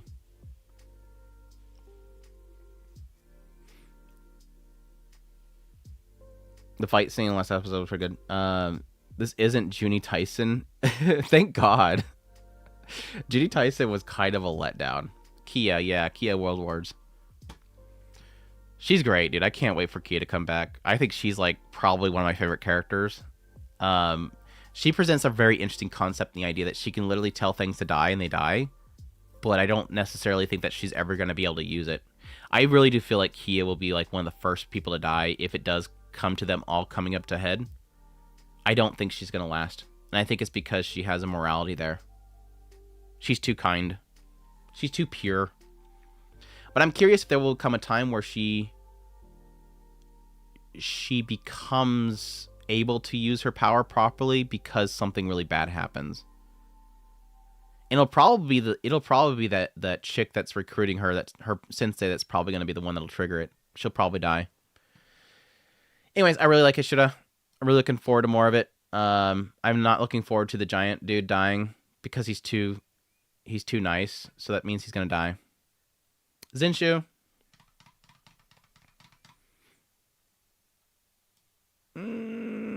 It's like a solid B. I think Zen-u is a solid B. I think it's doing a lot better than I thought it would be. The writer is not the best writer ever. But I've been impressed. So far, I've been impressed with it. The recent episode was kind of fun. I really liked the conclusion of the recent episode that I watched, so But overall, it's just kind of been an okay show. I'm actually more surprised that my original thought process around the story was going to be her learning what love is because she's writing a love story and she's stuck on the storyboards.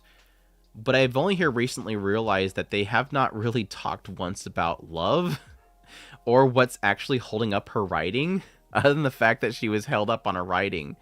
So I don't really know that the story is going to be about her learning what love is, but just really just getting inspiration through living in somebody else's work. So it's kind of bizarre in that regard. We've gone 4 episodes at this point, and we've still yet to find out what's actually holding up her writing, which is kind of funny. We still don't even know what's actually her writer's block is about. Yeah, it's not really necessary. I mean, the idol sequence itself was absolutely freaking beautiful. Like that whole segment was like, holy crap, the animators went crazy. What was funny about the idol segment was that she literally gave long-lived people / elves the concept of 2D husbandos. It's so stupid. Thought it was gonna be more slice of lifey or Shirobako-ish. I never expected that. I'm sad that you actually. I feel bad that you expected that. It's a random isekai fantasy. Yeah, you're right. Did you go in completely blind? Is that what it is, Switty? You just put it in B because it is an isekai, or what was the thing?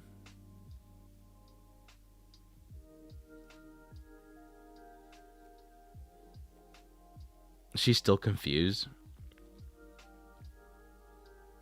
For the neatish girl, she doesn't act neatish. No, she doesn't. She's kind of lazy.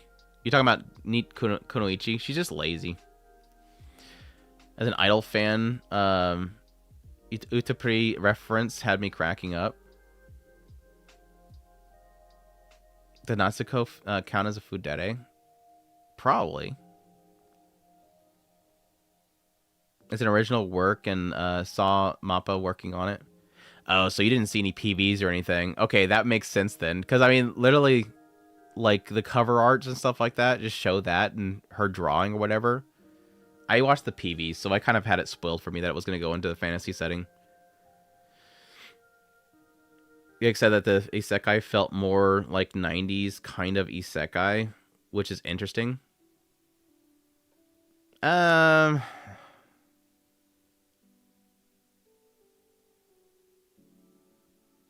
would need more context there. I'm not really quite sure what that would mean. Like if you're talking about like the show itself feels like it's kind of like a Escaflowne or something like that. I guess like a very simple fantasy concept. It kind of fits in that kind of vein, so I kind of agree. Because that was typically how a lot of things like Escaflowne kind of played out, where it was like girl gets kind of wrapped up in a situation where they're brought to a fantasy setting, and then like they just kind of get dragged along as the conflict goes on. But never really to the idea that the female lead, is the one that resolves the issue every week. But I mean, yeah, the visuals is 90s. The visuals for sure is 90s. The aesthetic itself is 90s. Apothecary Diaries. S tier. S tier. I put it probably right above Medalist, maybe. I mean, episode 4 of Medalist like wrecks Apothecary Diaries, but I think overall Apothecary Diaries stays up there.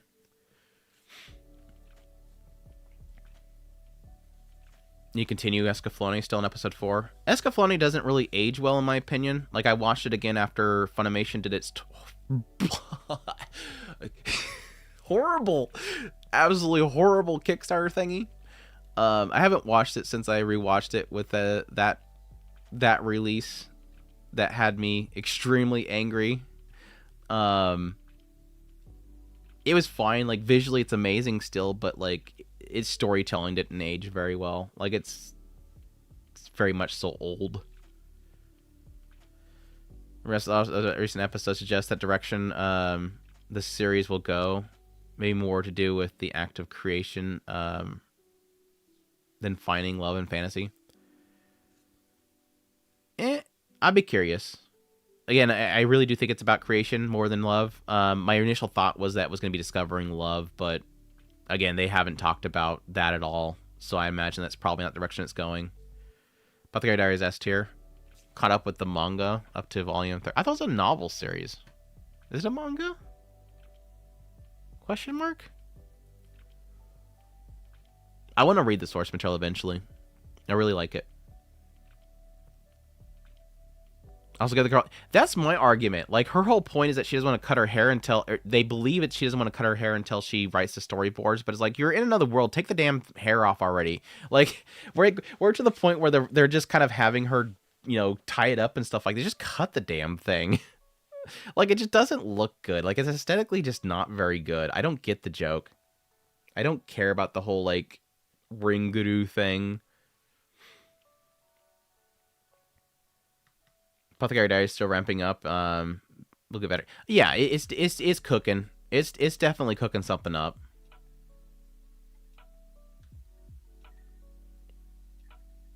Oh, so it was a novel and they adapted it into an anime and a manga. Okay. So I'm not crazy at the original. The original is light novel. I'd read the novel series. I don't know if the manga is doing a good job or not. But no, I'm loving it. Mao's fantastic. I think they're brewing up some stuff here. I'm curious to see where it's going. I'm more happy that the Apothecary Diaries has gotten back to the concubines, because I really do truly myself feel like the concubines, the writing around the concubines, I think is some of the more fascinating stuff. I really like those characters. I think last season when they got away from the concubines and got away from the rear palace area there, it wasn't its best. I think it's its best when she's kind of dealing with them. Apothecary Diaries is better than 100 Girlfriends. I mean, it's literally like they're both their own reasons. So I can't disagree with you, but at the same time, it's like comparing these two is like comparing apples and oranges kind of thing. One Mao is better than 100 Girlfriends. I don't know about that. I mean, Mao is great, but I don't know if she can compete with Kanane and my girls. Shizuka's a very difficult one to beat too. But Mao is great. But I will say, Jinxi's not really that great. Like Jinshi's growing on me, but you can't say that Jinshi's a great dude. Whereas over here, we got best boy.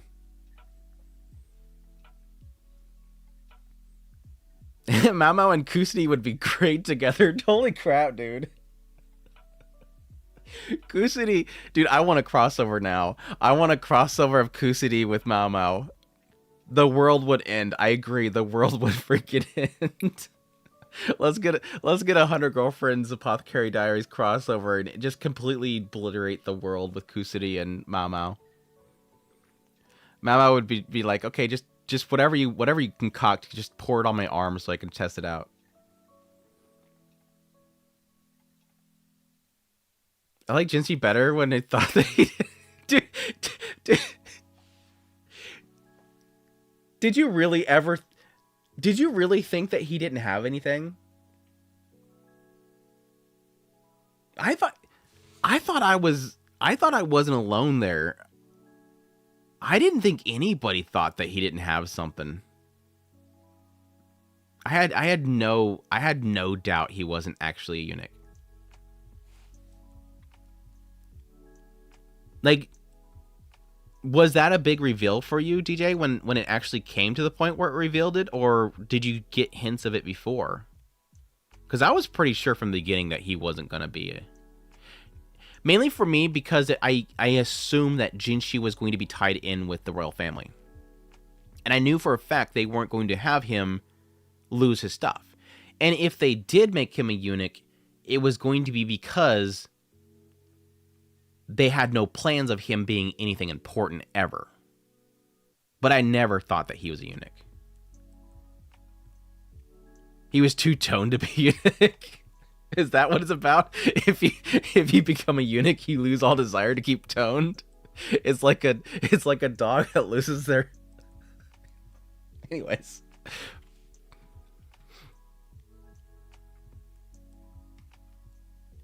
Team out across time and space. There's no way they would be like a clearly male MC. Right, that's the other problem. Is there's a little bit of the fact that you know that he is a possible love interest, that they wouldn't have that. Second or third episode of season 1, that's when you kind of started to hit. I don't know, I'm one of the few people that not the biggest fan of Mao Mao Jinshi ship. Yeah, I agree. Like, Sweetie, I agree. Like, I am not. There was a, like, him carrying her out of that temple, there was like a little side of me that's like, oh, this is kind of nice, but I've never really, I haven't felt them. And I think that's kind of, I want to believe that's on purpose. Like, I want to feel like the writer's cooking something. I like that, and I think that works too, because Mao Mao herself is very pushy. She pushes back a lot. Jinshi's very pushy on her, and she pushes back a lot. And I do like that regularly they do kind of emphasize the difference of their position. But I really do believe that the writer is purposely making it not feel like they're really that good for each other. And I like that. I want to believe the writer's cooking something, that eventually, way down the line, I will finally get it. That the writer will finally go, okay, if they do, now I'm going to say, okay, something's going to happen here that makes them kind of a thing. I assumed that was going to be a case where he puts himself on the line to save her life, because I'm assuming eventually she's going to make the wrong person mad, and she will become a political target. She will become a sacrifice for a political leader to save their own butts or something like that, because she's in that position. Everything she does, and she even puts it out there, anything I do could put me in somebody's bullseye, and they will make me a fall person. And I think it's going to be the point where he does that and puts his own neck on the line in order to save her, that she will even remotely even consider him, and then something will build from there. Not that she goes, Doki Doki, he saved my life, but I want to assume the writer purposely is making them not feel like a good couple, and eventually it happens. That's my trust. I trust in writer. When I learned his identity, I knew. Well, yeah, I guess like just before then, they kind of started getting into that whole aspect with him. They hinted at his connection to Lihua? Was it not? Well, not Lihua. Ado. His connection to Ado. So about that point. Interesting. I mean, no shame to DJ, by the way. I'm just curious, because I thought that was kind of a. I thought pretty much most people were kind of assuming that, which is not necessarily like a gloat. I think a lot of people would kind of want to assume it's keeping true to. He's a eunuch. They said that he obviously has to be. It's not like they're not going to allow him to be back there without it. There is a little bit of a writing flexibility that's happening there, that they're going, he's supposed to be, but because the writer wants it to be this way, it's going to be this way. Because the emperor wants it that way. He doesn't normally follow within the normal bounds and rules of that society. Anyways, he's way too smooth with the ladies to be a eunuch. That's the other thing too. He's got too many waifus. He's got balls still in a lot of cases.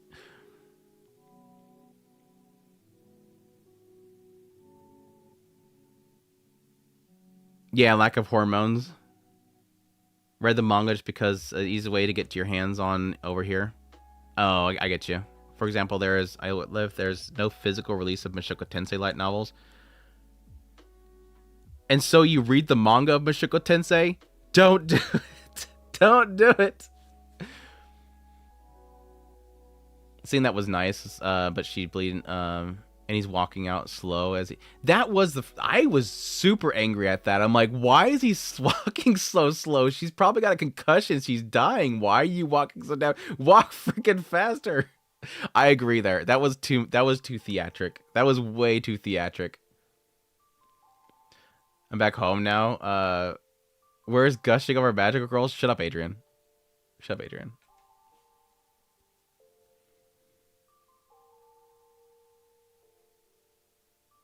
They want to allow him back in there with it. When they find out, they ain't gonna let him back in there. I'm just surprised none of those girls that are like super thirsty for him have never gave him a quick reach.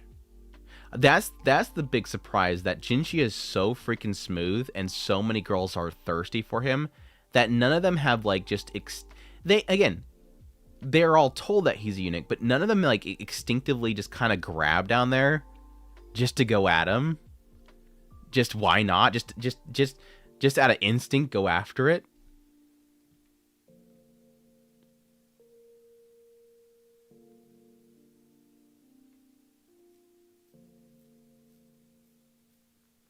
Anyways, Apothecary Diaries, S tier, up there, easy. Soul leveling. Soul leveling has been cooking for me. I have been really enjoying soul leveling. S tier though, question mark.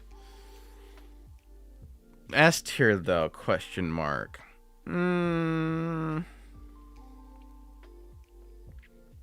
I think it deserves S tier now at this point. I think it just season 2 alone, like if I didn't include like my perspective on season 1, if I just go just purely by season 2, I think it's up here in the S tier. Season 2 has been super good. Sister leveling. Where is he gets what is the joke behind sister leveling? Is he gonna level up his sister eventually? So leveling season 2 has been a revelation for me after season. I 100% agree. Like season 1 was just okay. Season 1 was like 5, maybe 6, but season 2 has been super good. Like episode 1 was a good warm up, but then like episode 2, 3, like it just keeps cooking. Like it's building up something good. I have like a fear right now that like watch after now it's just gonna start downhill spiral. I was a little frustrated with the recent episode. Again, that usually goes to my whole like frustration with him like whining about not having something that's literally in front of him all the time. But it's been good. It's been good. Super good.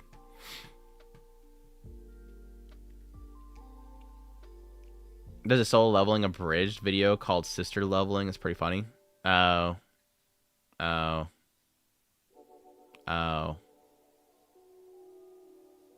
Yes, SAO sister leveling.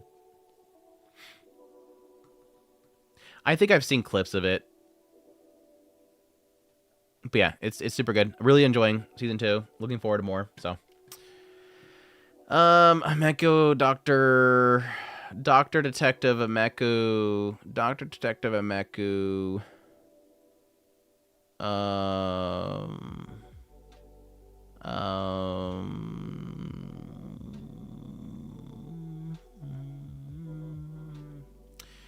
I guess I'd put it right next to Princess Lessons. I think it's kind of in the same vein with these two. I really like the main character. The mysteries are okay. Like some of them work for me, some of them don't. But it's been solid. I think Dr. Ameku has been pretty solid so far. The waifu doc, you like your you like your house doctor wife. Like it's like people watch. I haven't watched House. I've seen a lot of clips of House, but like most people are equating to House, and like most people think like House is like a total D, but they're perfectly fine when it's a waifu. They like their waifu House. I like Ameko MD, being a medical student, but I can understand it won't be too well received by a lot of people. Yeah, it seems like it's being at least logical with a lot of the stuff. Besides, again, the T-Rex chomping. That part still doesn't work for me. I like my Dr. Waifu small. She is small.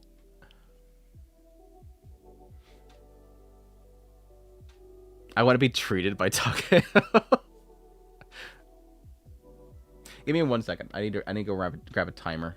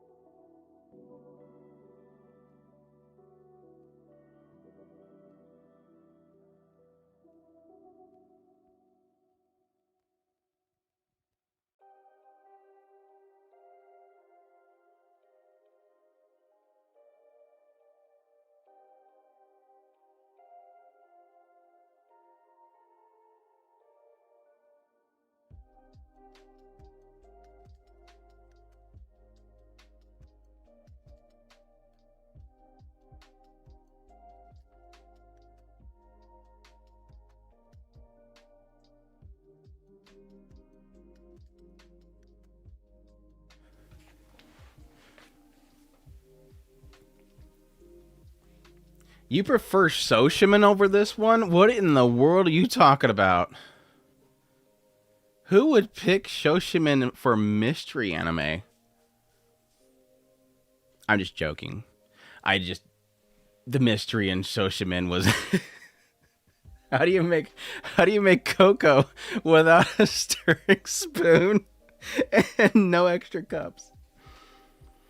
That mystery about the cocoa was just gripping, was extremely gripping. What amazes me nowadays is how many anime shows are shared between 2 different streaming services now. I know Netflix been picking up, or at least they've been giving a lot of stuff off to Netflix. But I'm not sure of any other ones.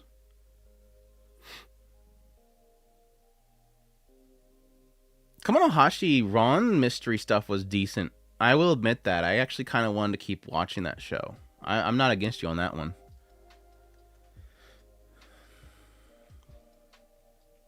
I haven't watched the recent episode of Dr. Meku, so I seen the opening segment for the combustion segment.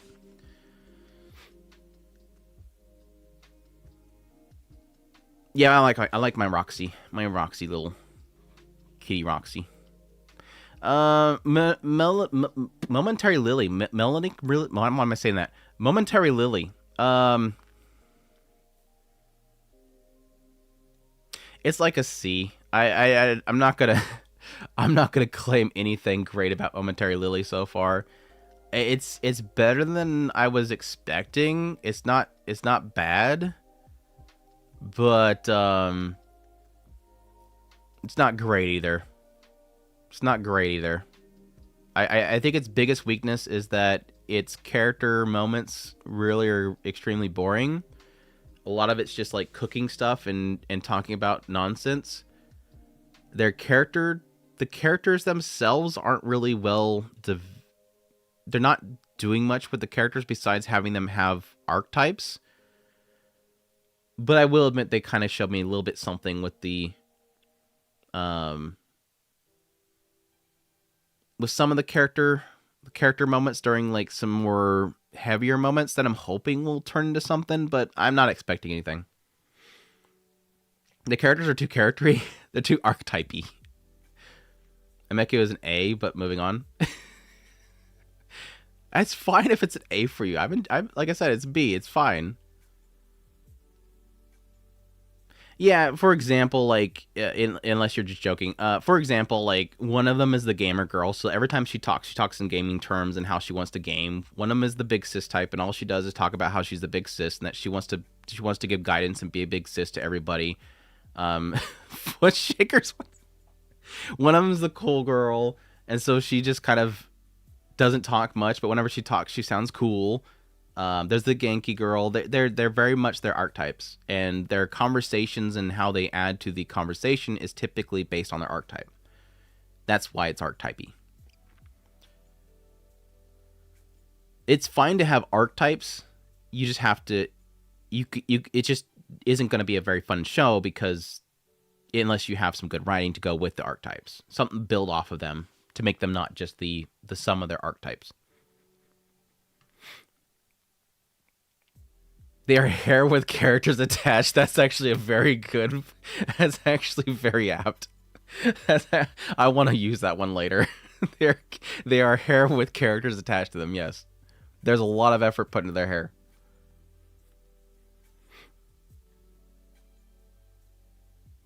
Where I'm from, it's sometimes kind of hard to get in certain anime.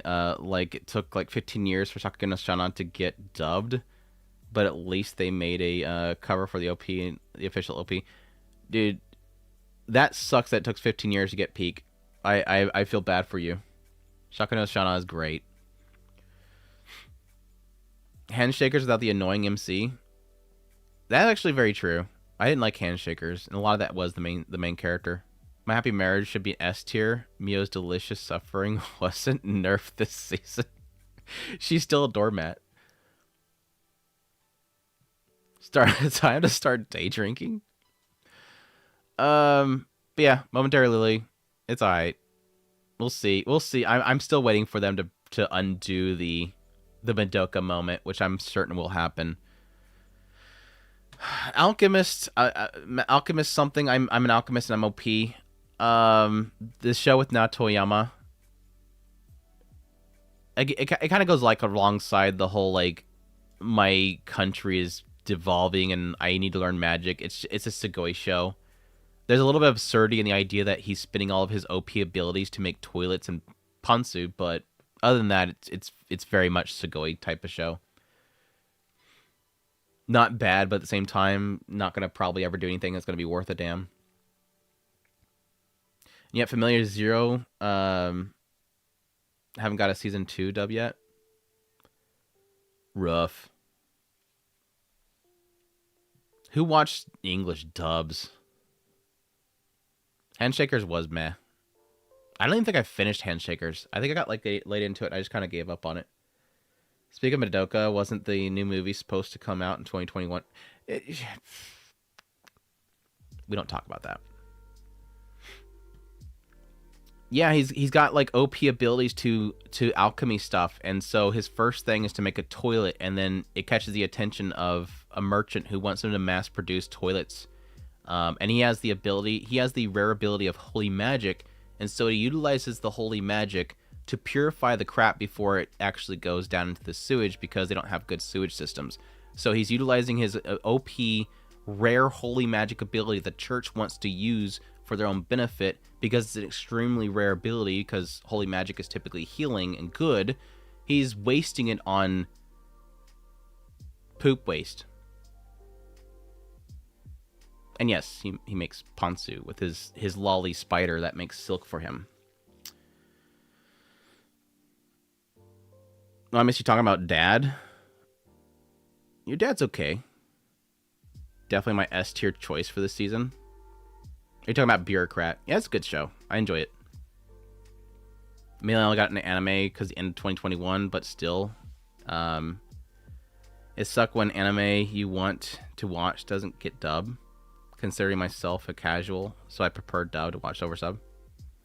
Yeah, and that's the kind of the sucky thing is like I tell most people like I prefer Japanese dub with English subtitles because I've grown to love the seiyus and Japanese seiyus, and I have like a very decent listening understanding of Japanese, and so it works for me in a lot of the cases. But I don't fault people for liking English dubs, and I like the existence of English dubs just because it broadens the market more than just me. I don't need to gatekeep it to just myself because I enjoy Japanese voicing. So I like the fact that I want everything to be English dubbed.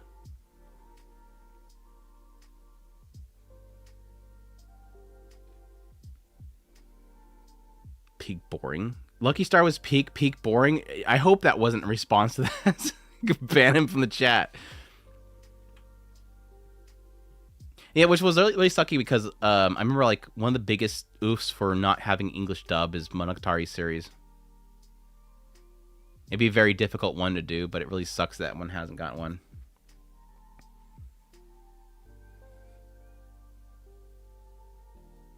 I feel like a more true read on the feelings of the characters from the original voice actors, so I prefer dubs.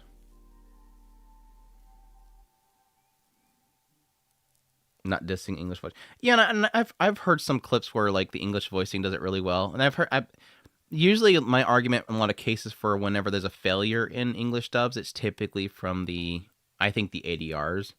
Like a good recent example is the whole situation with Oshinoko, when Akane, when she first kind of comes up there and is like, this joke this joke between me and my DM friends, the whole like that's right, Aqua. that's right, Aqua. Oh, are the cameras on? And she pops into eye mode. It was like the most like somebody messed up bad right there. Yeah, ADR is director, audio director. Like they completely like the whole meaning behind that whole scene was completely ruined. She's like, oh, are the cameras on? Like, she just sounds like herself. She doesn't sound like I. The whole idea there was Akane becoming I, and it wasn't. Like, it didn't feel like she changed personas. She just got louder. Whereas like the original Japanese was like, that scene gave me goosebumps because the Seiyu nailed that change in persona. Like they were in directing that scene acknowledging what she was becoming, whereas the English she just got louder. And I don't fault the voice actor, I fault the directing.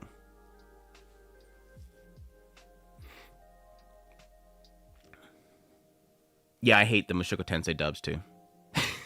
It really is a lot in the writing. For me, Mushoku Tensei, what little I watched the dub of that, it's the writing. Resting B face, that line, I'm like, I turned it off. I immediately turned it off. ReZero's almost back, dude. I can't wait. I'm hype. That and Danmachi coming back, hype.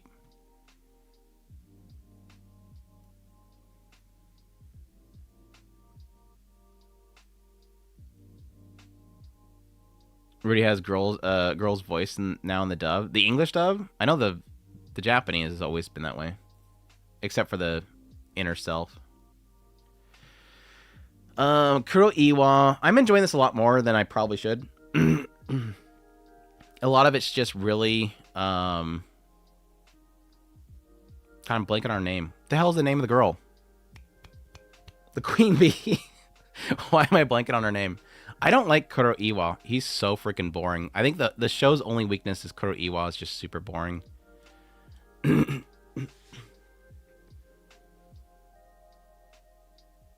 Menika hasn't seen it. It's truly like OnlyFans.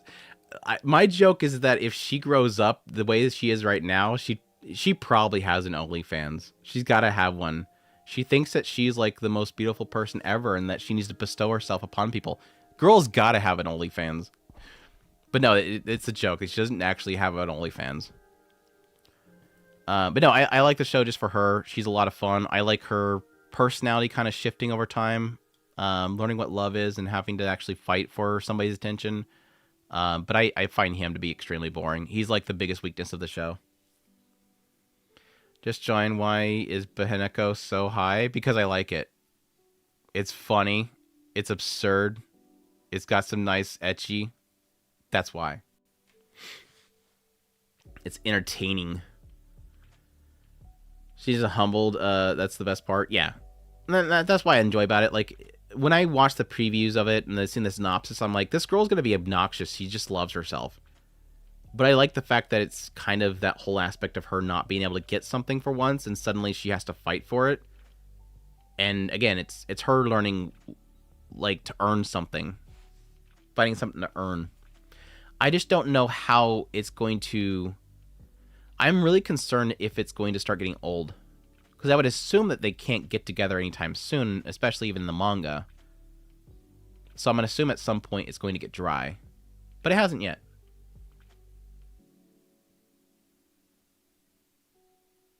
That's the point of Kuroiwa? Him being boring? Or him lacking anything? That's the monk for you? Yeah, but it doesn't make him an interesting character. Like you can give me a show about a turtle that crosses a road and say watch this movie about a turtle that crosses a road, and I sit there and watch the turtle crossing the road, and he gets, like 3 inches into the road, and I go, this is kind of boring. You're like, well, that's a turtle for you. Not going to make me like the fact that it's a turtle crossing the road. He's a monk. That's the joke. I fully acknowledge that, but it doesn't make him entertaining as a character. He's extremely boring, and he's literally the weakest part of the show. They could do stuff with his character and the idea that you can have a little bit more about his character than just him constantly going, she's super cute, but I'm a monk, I can't do that. You can have him think about something, have him have some personality, have him going for something, have him finding something to avoid it with, give him some sort of... give him a dynamic about how he's going to avoid falling in love with her. You give me an idea. Don't make an anime about a turtle crossing a road.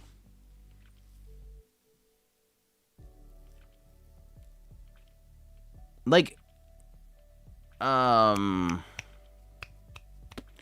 the hell was that show here recently? We had a monk show a while back. What was that called? That guy had more personality. He was annoying as hell, but at least he had some personality. There was another temple monk show here recently. It was like a super ecchi show. I forget what the name of it was. Anyways, Sakamoto Days, really, really like it. I will admit, like, the first episode, super hyped on it. I will admit, like, it has cooled down on me. Yeah, Tempuru, that was it. Tempuru. I will admit Sakamoto Days was super hyped with the first, like, episode and 2 episodes. But I will admit that, like, I've kind of calmed down. I'm good. Like, I still think it's a really good show, but I'm not, like, super hyped for it right now. I think it's in that good area for me. But I still think it's like high A. Still wants to be an S tier. But I think it's in the high A area for me right now. I think I hyped myself in that first episode. It wasn't recent. It feels like it's recent. It had to been at least 2023, right? This part of Sakamoto Days is very creative with every fight, using everything. Yeah, I like the unconventional weapon concept. That's really what makes me really, really like Sakamoto Days. Not being able to kill and having to use unconventional methods. Yeah, Jackie. It's very Jackie Chan. I mean, that was kind of like what I was going with. Like, I want to say it's like the John Wick anime, but John Wick likes to use guns a lot. And that's not really Sakamoto Days. It's more in like the idea of John Wick because he's a dude that wants to be left alone, and they keep messing with his dog / wife.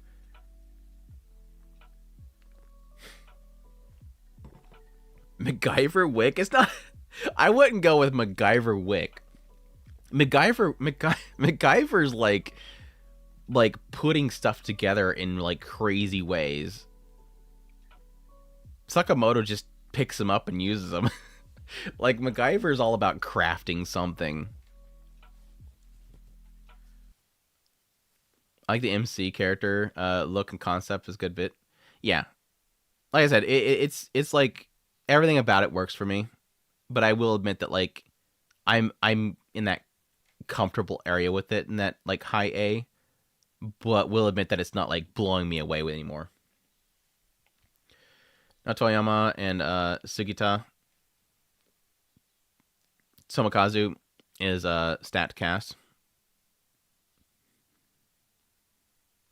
Someone say it's like Gintama. Oh, that's right. Natoyama is the wife. I noticed that too. I was like, if Natoyama was my wife and she told me to quit being an assassin, I would do it. Of course, Natoyama could tell me a lot of things, and I'll say yes, ma'am. It's like Natoyama tells you to stop killing people, you stop killing people. I mean, Adam Sandler and as Sakamoto days is great. Yeah, they're doing a lot with him. Like they got like people crossovering with the mall cop guy. They got people crossing over. Like there's so many crossovers people are doing with Sakamoto days. It's funny. I want to start Gintama. I do too. I'm way too late on Gintama. I think my next like big long running epic, if I ever get time to watch, is gonna be Gintama. Since I can now officially say that I don't have to worry about watching One Piece, because I'm just gonna wait for the remake of One Piece. Gintama's it. I need to watch Gintama. I think Sakamoto Days OP. I like it. It's not my favorite of the season. I think my favorite right now is probably Soul Leveling, because I'm a Sawano Hiroyuki simp.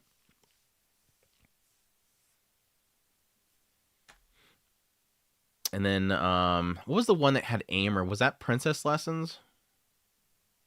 I haven't, like, fully invested time into actually picking out the best OPs and EDs. That's something I do, like, after me and my brother finished our first impressions. We'll do a podcast. It's nothing but music.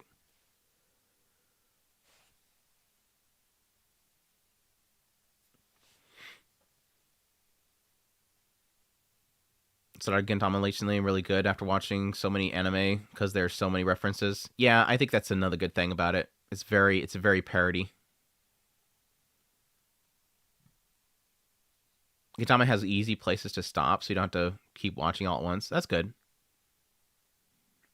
Anyways, Flower and Ashura, S tier. What do I put in S tier? Well, since Medalist just recently beat it, I guess I'm gonna put it right under Medalist. Like this was fighting with Medalist for number 1. Medalist episode 4 kind of destroyed it, and then Flower and Ashura didn't overtake it again with its episode 4. So right now, currently standing with this fight between these two newcomers, it's there. Flower and Ashura has been really fantastic. Unfortunately, stuck on high dives, so nobody's watching it. Of course, I said that about Medalist. Medalist and Flower and Ashura are the two that are on Crunchyroll that everybody's kind of not able to watch easily through normal methods. No, wait. Medalist is on... Is it on both platforms? S tier, even though it gave me a copyright strike. Oh, did you get one from Flower and Ashura? Really? Like straight strike? Or a claim? Another thing I saw, Log Horizon Season 2 started getting dubbed. Nice. I think I stopped watching with Season 2. Oh, oof, dude. Well, that sucks. I'll have to start watching out for that one. Just straight strike. That sucks, dude. So that makes me not want to cover it anymore because I'm not getting like massive viewerships on my Flower and Ashura. I'm just doing it because I enjoy the show and I want to talk about it. But like getting strikes for something like that kind of makes me not want to cover it anymore. See, I got a claim from Solo Leveling, but it was just a claim. Like I didn't get like immediate strike. And now apparently, according to, was it Mother's Basement, they got a claim. They didn't get a strike, I don't think, for Zen-u, which I'm not covering Zen-u, so I don't care. Living Flower and Ashura. I now forgive Bine for doing it instead of Onimai Season 2. I will never forgive them for not doing Onimai Season 2. If Bine were to come up to me right now and say, Andrew-san, do we continue Flower and Ashura, or do we do Onimai Season 2? Do we stop that and just do Onimai Season 2? Do this, please. But no, I'm perfectly fine with it. Does Flower and Oscar have Yuri? No, the writer is the writer of Sound Euphonium, so they have a little bit of a closeness to the female characters that many will call Yuri bait, but it's never like it never falls through with it. The writer does like their female characters to have a closeness, a very fond closeness to the characters. It's by the same author, Sound Euphonium. That much Yuri, yeah. I need to catch up on Flower and Asura. I'm only seen episode 1. It's super good. Episode 2 was really good. Episode 3 was really good. This recent episode wasn't my favorite, but it's still cooking. It's still doing really good. But yeah. Did my music die? My music died. My music died. Loop it. I need to get new music. I need to get new non-copyright music.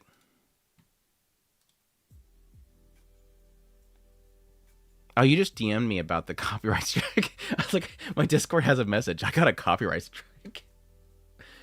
That sucks that it's straight strike, though. That bugs me. I hate that crap. Again, I think YouTube should make us able to choose our regions. I hate the fact that there's no region. You cannot region lock your content. It doesn't click in my brain that your service forces you to have to upload your content to every region, fully knowing that every region will have different laws around copyright and how stuff is resolved. Japan has no fair use concept. So they are forcing you to break Japanese law, even though you're following the law in the region that you're uploading it in. It doesn't... It still doesn't click in my brain how that is okay. And it sucks because I wouldn't want to region lock my stuff out of Japan, but I would be willing to do it just to not have to be afraid every time I upload something. Despite the fact that like 10% of my audience is Japan. Like my viewership on my videos, 10% of it is Japan. I would cut them out if it can mean me not having to worry about their damn laws. Because they have no concept of that whatsoever. It sucks. But no, I would have to get a agency that would probably take 25% of my revenue. And that agency, who I'm assuming is somehow tied in with the people at the high ends of YouTube that are probably trying to pay into their own pockets, I have to pay them 25% of my revenue just so I can have them click that button. Because the agency that you can partner up with, that will be your, I forget what to call them, your channel partner, whatever, they get that button. But no, they can't give the users, the creators, the button. It's stupid. It depends. Yeah, it's... They're just they're very, what's the word? They're overly safe with their properties. They're way too defensive of their properties. The Fruit Master. Again, it goes in this realm of the this is the big three right here. The Segoys. The big Segoys. I started my it's not really that I started. The channel was started because I wanted some place to post my merch, my stuff that I was buying. But yes, eventually when I decided to go full-time YouTube, I just converted the channel. Fruit. It's fine though. It's like guy eats fruit, gets the ability to eat multiple fruits, eats the fruits, becomes OP, and then everybody goes Sugoi when he destroys things. Ever hear any express permission of the publishers to reproduce any part of a manga in any capacity? Reproduce it, or are you talking about like using it in a fair use concept? Is it that your region doesn't allow the concept of fair use? I'm just talking about fair use in general, just the idea of being able to put something visual on the screen and talk about something. So One Piece, is that what did One Piece do that concept where he ate one of those fruits and he's able to eat multiples? I know he ate a fruit. Honestly, I like your reviews of Flower and Asura, so I would be sad. I mean, it might come down to the idea that if I get a strike, I'm just going to have to just not have visuals. Like, I wanted to cover Dragon Ball, but I was too afraid of getting strikes on that. As far as I know, there's no fair use here. That sucks. That sucks. Formaggio.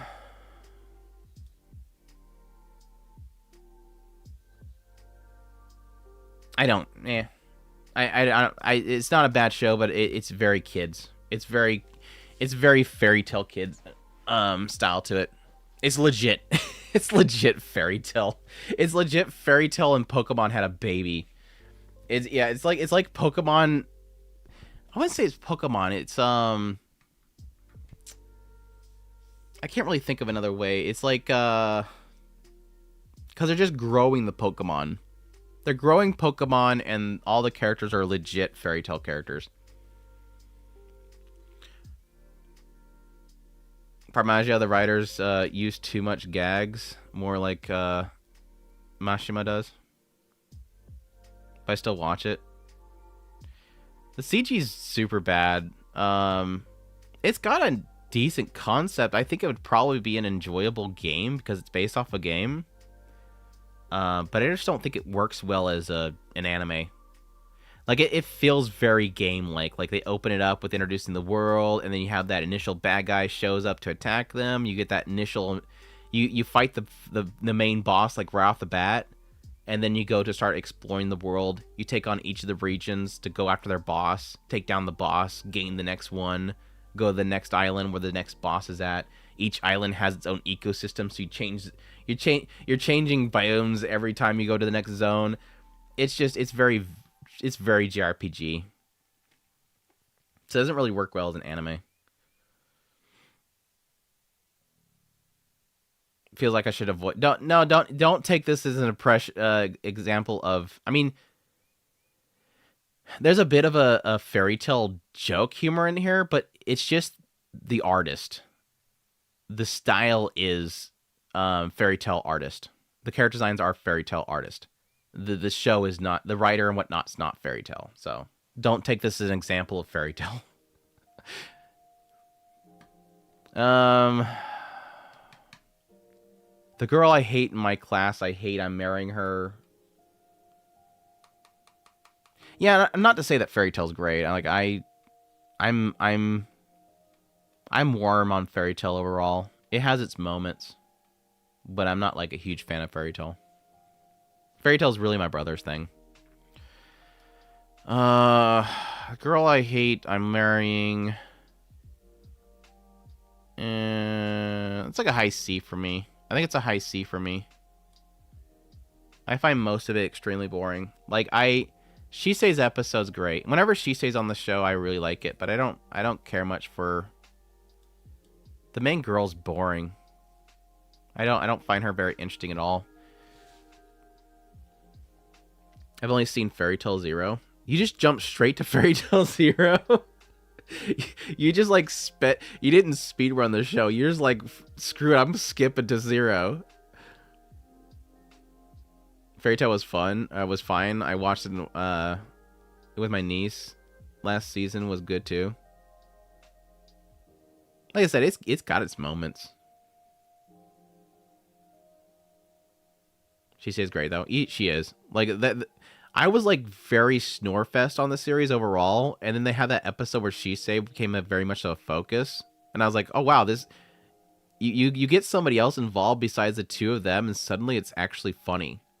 Like, Shisei just comes right in there, and she's like, all right, let me figure out your situation. Let me drink from your Let me drink out of your little cup here. Goes inside the house, starts sniffing his underwear, goes to try to find her underwear, drops some like deadpan humor about how she's the problem the whole time. I was like, oh, that's actually funny for once.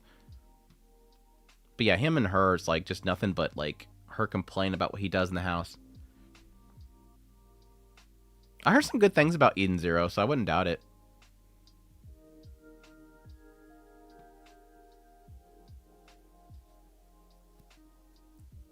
I love Final Five Innocence show. Female MC's best friend says that she has a crush on, and you just know that she loves the male. Oh yeah, like from the before I looked at the cover art and I know they're all gonna love him. that's how brainwashed I am by anime. Is I look at the cover, I know who's all gonna like him. Yeah, Tesari Hotel.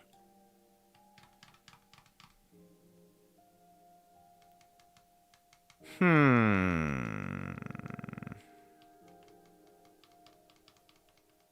gonna put an A.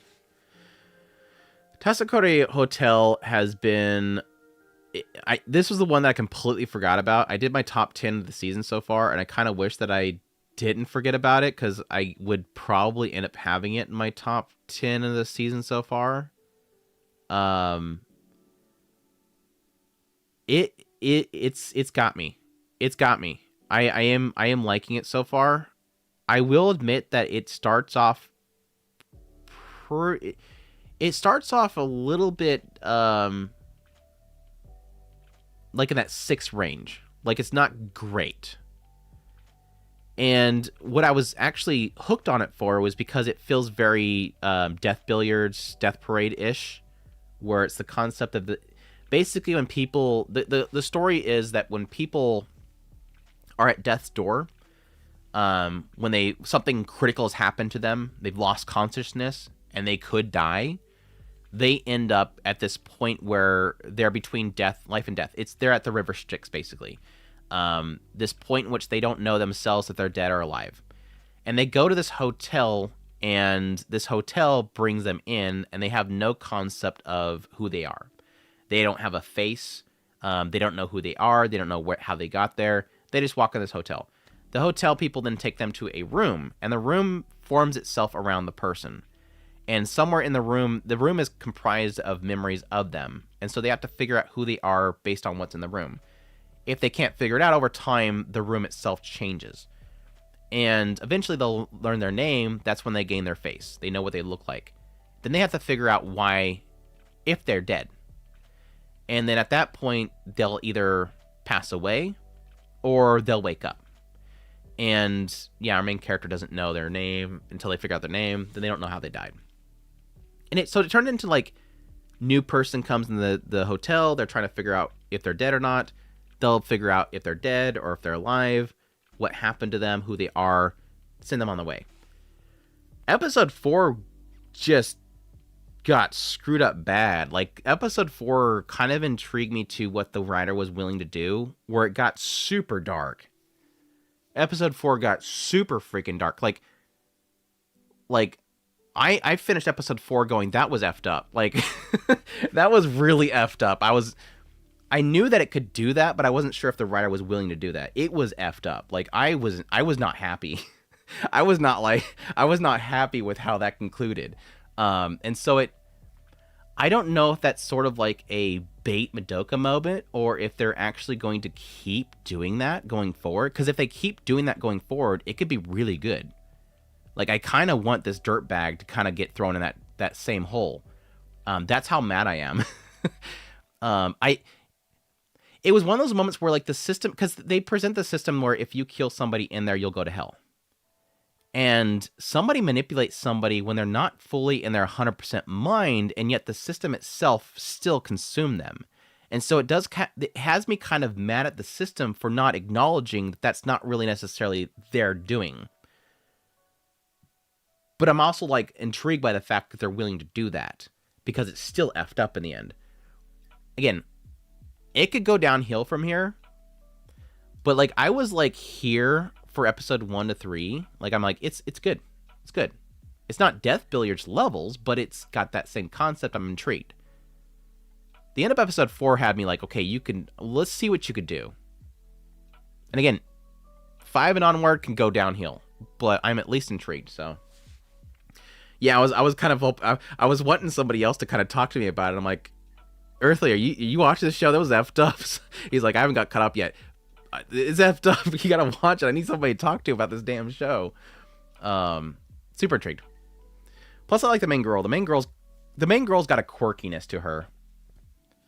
I'm curious what they'll end up doing with the main girl. I mean, they present the idea that she's obviously a massive fan of idols. I can't wait till an idol shows up. I have a theory around the girl that she's obsessed with. There's this other maid there that she's obsessed with. Like, she thinks that she's super cute. I wonder if that maid's going to end up being one of the idols. But, I'm wondering if she got stabbed by another fan. That'd be funny. Because it shows her stabbed at the very beginning. I need one more episode. Yeah, like I said, it can go downhill, but I'm intrigued. We'll see, though. Has anybody licensed it yet? Is this still unlicensed? I know when I initially was looking for it, it wasn't licensed. Or am I thinking of a different one? I might be thinking of a different one. Oshinoko style. She got one of the idols pregnant, and so the guy came and stabbed her. She kissed one of them, got him pregnant. That's right, it's on YouTube. Surprise, I haven't been watching on YouTube. The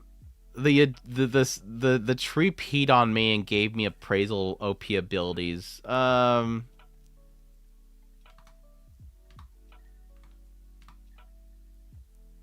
Meh. I'm gonna throw it in D. It's another kind of like show. Not really doing anything interesting.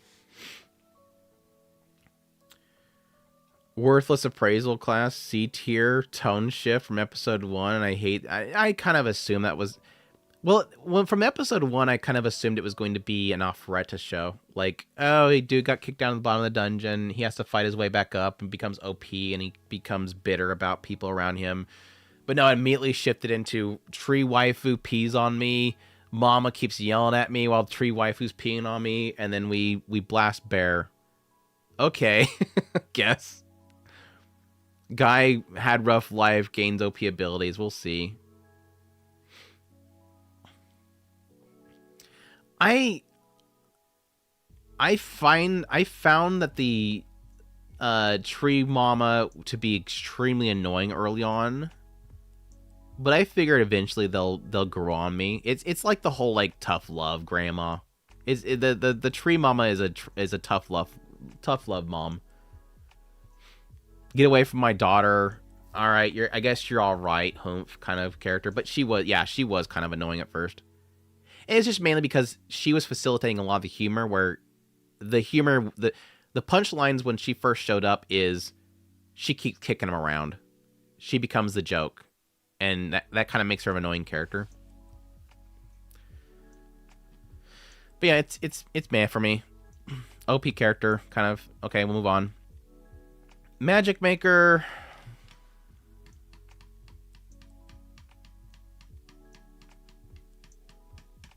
I'm like 2 episodes behind on Magic Maker right now. Yeah, Magicest. I make magic with my sister. I hugged my sister and dedicated my life to her and produced magic. Again, another D. Like typically these types of shows, by the way, like these right here, this is like the slop season stuff. Like here's the usual slop shows. Usually those shows don't bother me. Like I watch them still, and there's always something in them that's kind of unique and interesting, and they all each have their own unique thing they're going for. Like, he's literally creating the concept of magic. He again is, utilizing his appraisal skill in a unique way. This guy's making toilets in Pantsu. This guy is eating multiple fruits when you're not supposed to. This guy over here is using contracts with waifus to make them OP. Each one of them has like their own like thing, but none of them are doing anything that's excelling yet, unfortunately. Yeah, the only thing that for Magic Maker that works for me is this is Addis Grey Rat right here. His red-headed, spunky, I want to be a sword person to protect my boy, my magic boy, is literally voiced by the seiyuu for Addis Grey Rat. And so that's the only reason I really like the show, is I just want to watch the sister protect him. The first episode for Magic Maker was cool, though, and I wish that they would have done that a little bit better. Is it kind of almost made it presented episode 1 as she's the main character, and I really like that. But unfortunately, it was a little bit too obvious that he was going to be the main character. But it's been okay. It's been okay so far. Incest Maker, Shion looks too much like 10, 11-year-old more than a 6-year-old. Being by Dean, yeah. Salaryman, the Big Four, headhunted by the Demon Lord, whatever. I'm liking it more than I thought I would.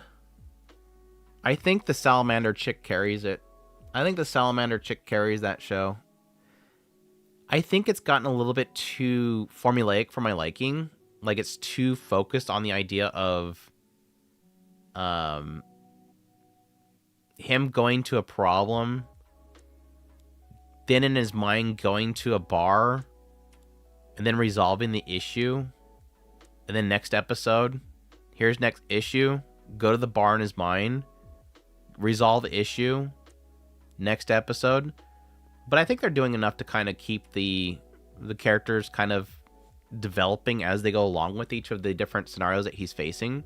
And I do like the idea that it's sort of utilizing his experience as a manager / salaryman in his previous life to resolve the issue. Okay, these people have communication problems. I've dealt with having to communicate to foreigners, and I know that our, different societies have different ways of communicating and expressing themselves, and utilizing that for how he deals with monsters is kind of cool. So it's got a cool kind of gimmick to it.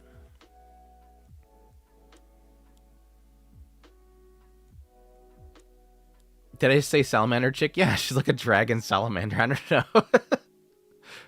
Isn't she a salamander? It's like a dragon fire chick. Am I wrong?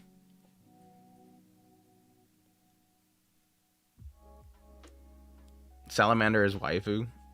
Time to close this account. Yeah, that's what he does every single time.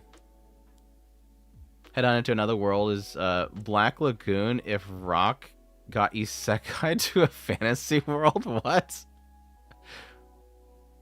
Oh, the idea of being a Japanese salaryman can be so horrible that literal Demon Lord is better boss. Dude, he loves the Demon Lord because he actually he appreciates his workers. It's like literally all he has to tell him is that I'll let you have a day off, and then that salaryman's like, thank you so much for not being a black company.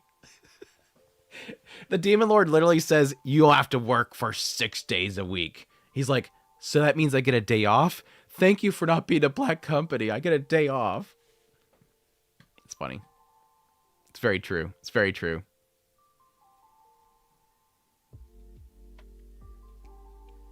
I'm going to put it in...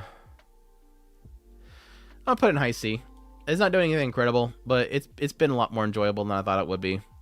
It's got some good twists in there. Some good flavor in there that I'm enjoying, so there you go. And it's not like it doesn't look bad. I think it's got its own style to it. It's not like hyper animated or anything like that, but I think it's sort of like the same situation as Okitsura, where I think it's got a lot more animation than Okitsura. I mean, don't get me wrong, but it's got like that same feel, like a similar budget, but they're doing a lot more with it, with the style. So there you go. MC brings his diplomat, negotiates in business acumen to the Demon Lord, same way that Rock did. I have never actually watched Black Lagoon. I've watched some of it, but I don't think I've finished it. Can you keep a secret? I have a crush at work. I've seen like 5 different titles for this show. I think I've only watched 2 episodes of it so far. It's been okay.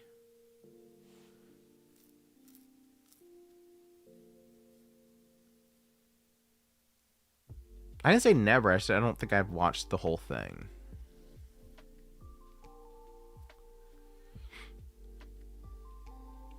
It was during like a period of time where I stopped watching, or I was busy with life, and I never went back to watch it.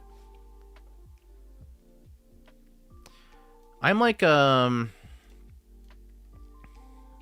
what I've watched like 2 episodes of it. I'm like in a B or C area. Like it's not grabbing me. Like it's fine. It's refreshing. Yeah, it's like a normal adult relationship, but at the same time I don't really find it's doing anything so far to really grab my attention.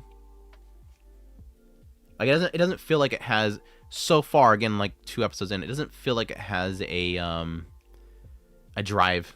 Like, oh wow, this is the reason why I'm watching this. Like it's great that they're together, but I need a reason to like continue watching it.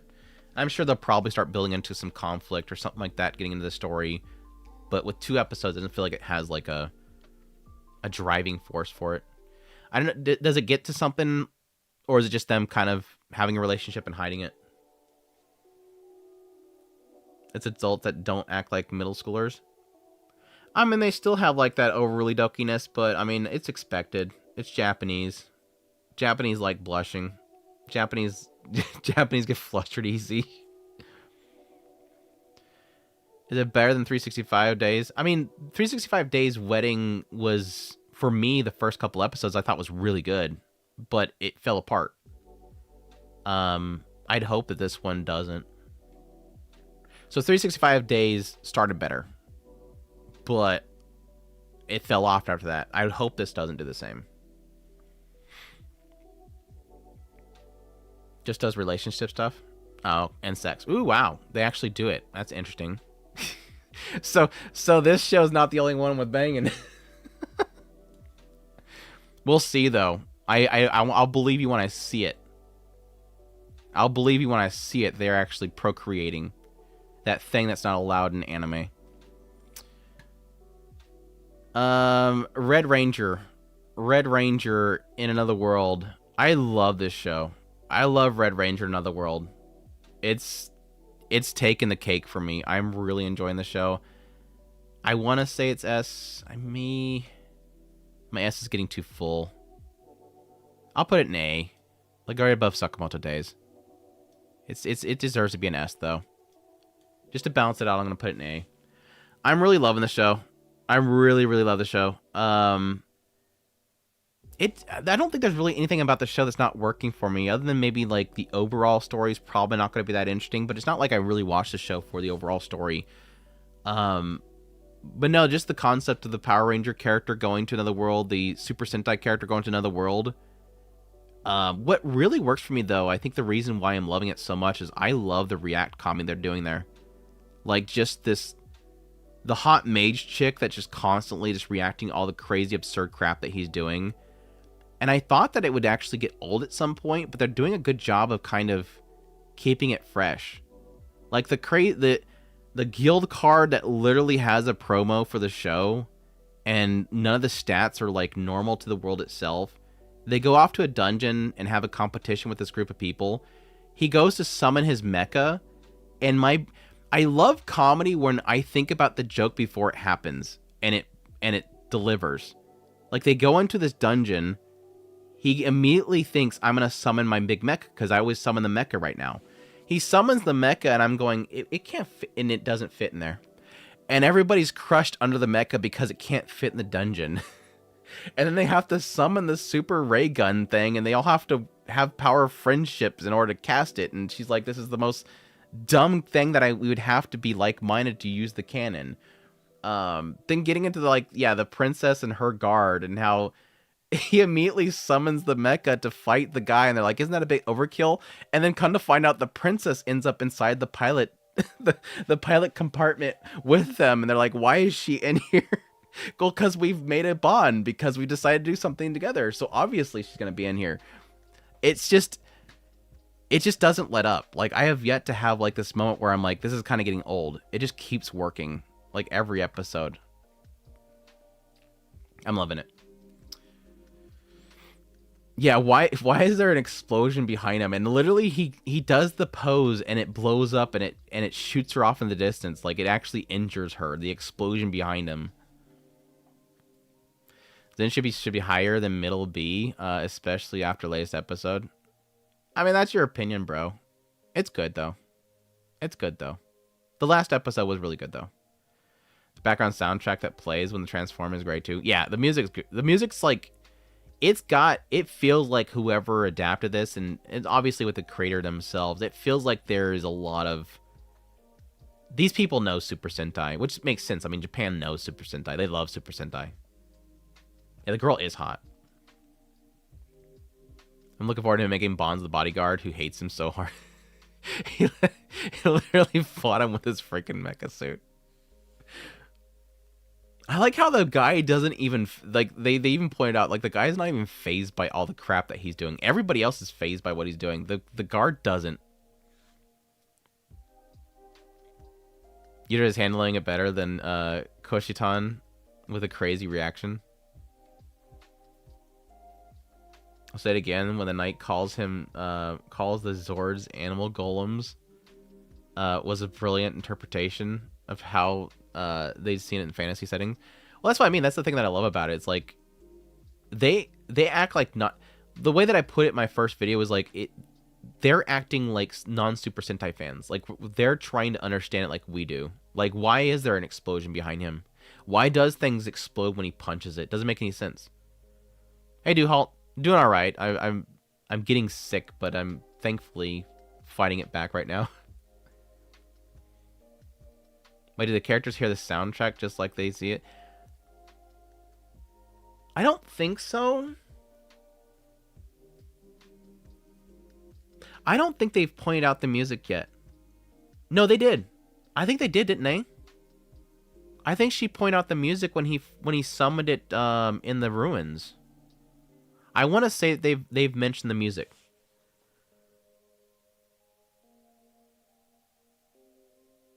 Can't wait for the marriage gun pointed at the Hydra in the bed. God.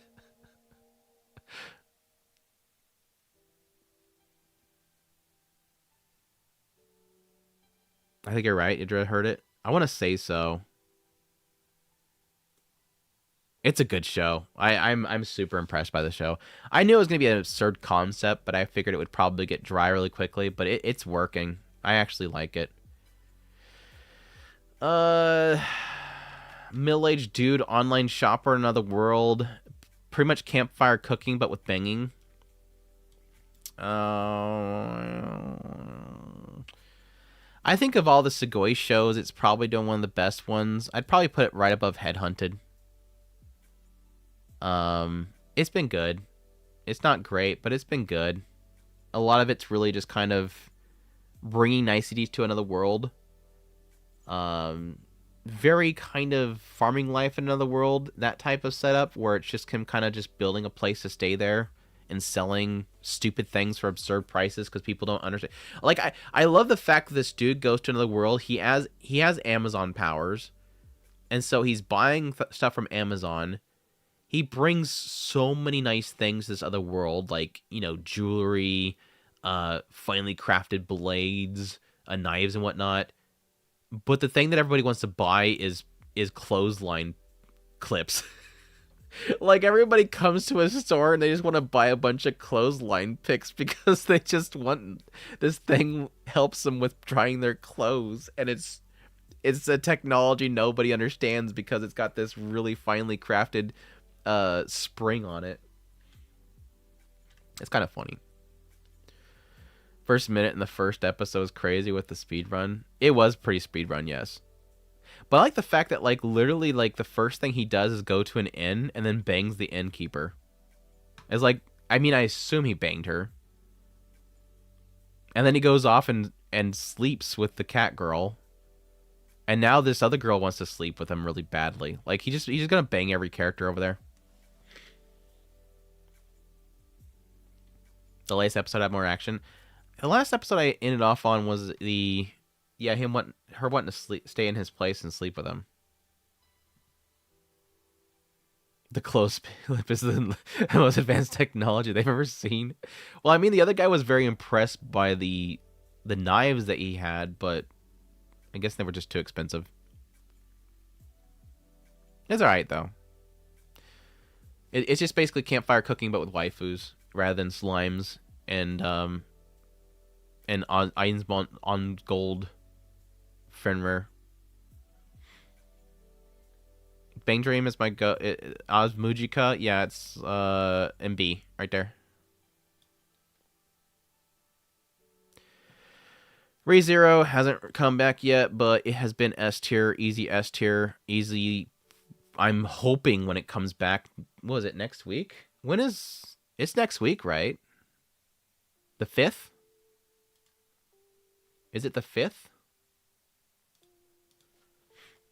Any chart? Any chart? I know Danmachi's coming back at a really weird time. It's coming like Saturday or something like that. Next air date. That's right. AnyChart doesn't have. Why doesn't AnyChart have ReZero in their winter setup? Or is it in OVAs or ONAs? Yeah, why does AnyChart not have ReZero in their winter season?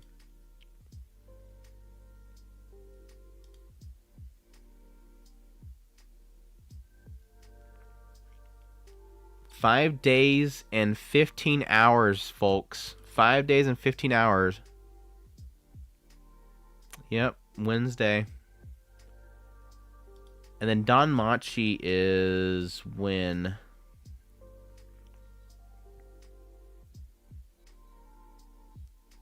Danmachi. 7 days, 15 hours. That's a Friday. I thought they were saying it was going to be Saturday. I guess Saturday morning Japan time. That would make sense. So it'll be Friday. And they're doing 2 episodes. Dude, really?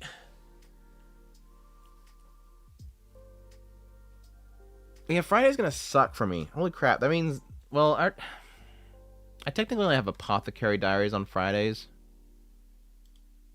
So I'm gonna have 2 episodes of Danmachi and then Apothecary Diaries to watch on Friday. Right? Yeah. I wanted to cover Receptionist, but I don't think I will. I'll be doing Danmachi. So we have Danmachi and we have ReZero next week. Next week's gonna be crazy.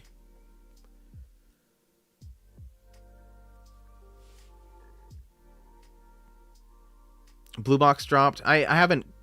The moment that I seen the train wreck that was already oncoming, I pretty much dropped it. I plan on going back to it once the dub came out, just to kind of listen to it on the side. But I'm not like super.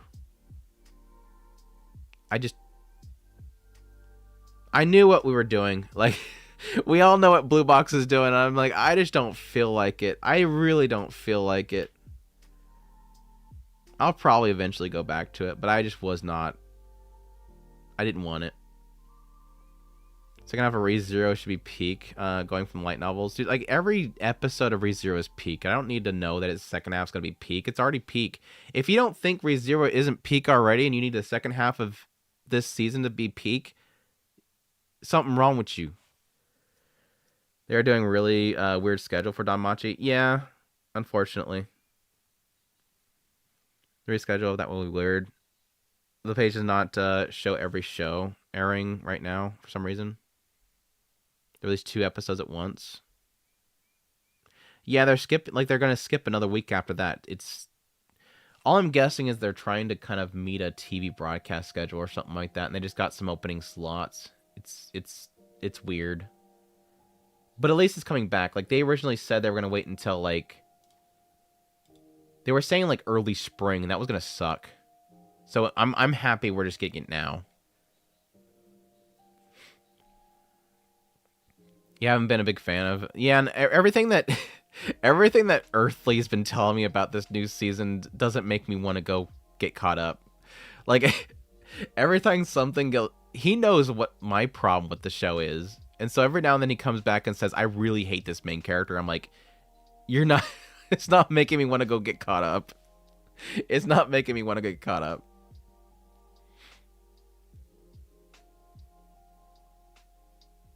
Whenever I see think of Hina Chinatsu, I think of Blue Archive. I haven't been fanging the second part. Have been watching, or any of you guys, the best Dress Sisters Leveling abridged? No.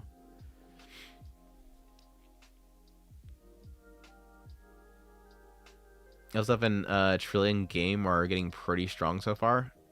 Yeah, I meant to continue Trillion Game, but just one of those ones where I didn't get that desire to go back and get caught up. Just it wasn't pulling me back to it.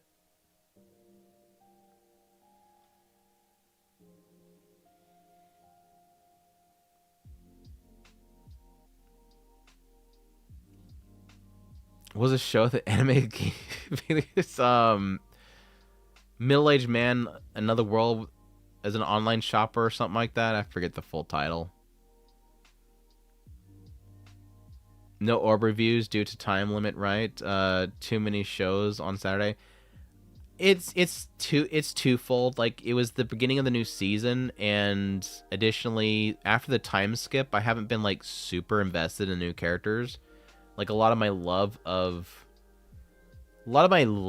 the theme concept of the series, with like the scholars and the desire for knowledge, kind of isn't a part of the new storylines, and so I haven't been like too invested in it.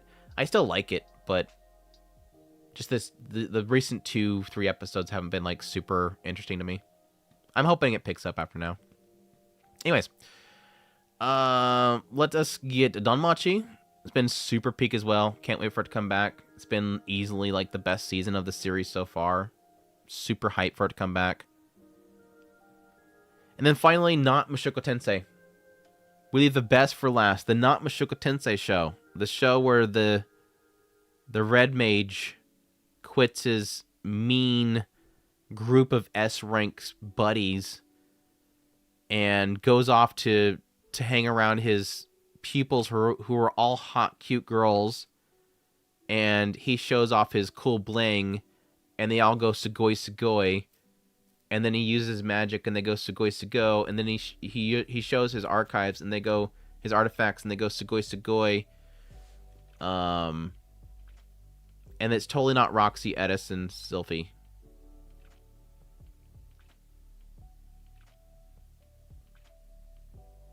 I think it's D. I think it's D too. I'm gonna put it alongside all the other Sugoi shows. I think it's in the D category too. Maybe like low C. Like it's at least the world itself is decently interesting. But I think it's low in there. You're awesome, Andrew. Thank you so much, Jordan. Hope you're doing well. Thank you so much for dropping by. Oh, it's definitely trash. I just like it. Yeah, no fault. I ain't gonna blame nobody. Yeah, that's right. I wonder if there'll be an Orsted character. I guess the first person to serve up some donuts, I'll call them an Orsted character. At least the Roxy character looks... I mean, to be truthful, yes, it's got a blue-haired mage girl who looks like she's super young, but she's actually the oldest out of all of them. She's totally Roxy. Like, she is the most blatant Roxy out of all the characters. Like, I can make an argument against the other ones, but she's legit Roxy. The elf girl doesn't act like Sylphie, but she has the white hair with the ears. The Edis character, yes, red-haired, she's a swordsman, doesn't act like Edis. Like, the Roxy character looks and acts like Roxy, for the most part, but the Sylphie and Edis character don't act like them, so it's not a full blatant copy of them, but you know what they're going for. It's a tomboy Sylphie. feel like there's a lot of aspects of Sylphie that's kind of tomboyish, but yeah, if the redhead girl was like more snotty and tsundere, I would definitely go for that. But truth be told, they just visually look like it. He's got the triple waifu pair up, so you know what they're doing, but it's not completely blatantly copying it. So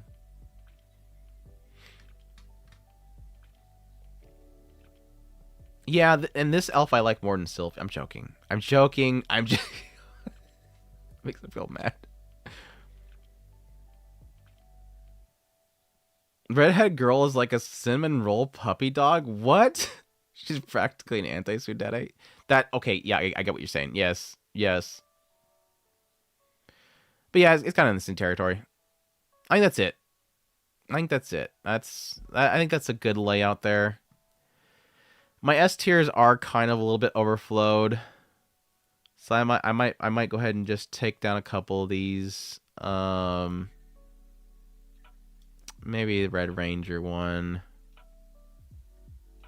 Maybe Ishura too. And then maybe from that point, bring down... Who would I bring down from A? Let's go ahead and bring down the hotel show, because I will admit that like if it doesn't keep to this after this ending, my alarm's about to go off. Give me 1 second. I'm sorry. I'm gonna cut off right here. Hold on 1 second.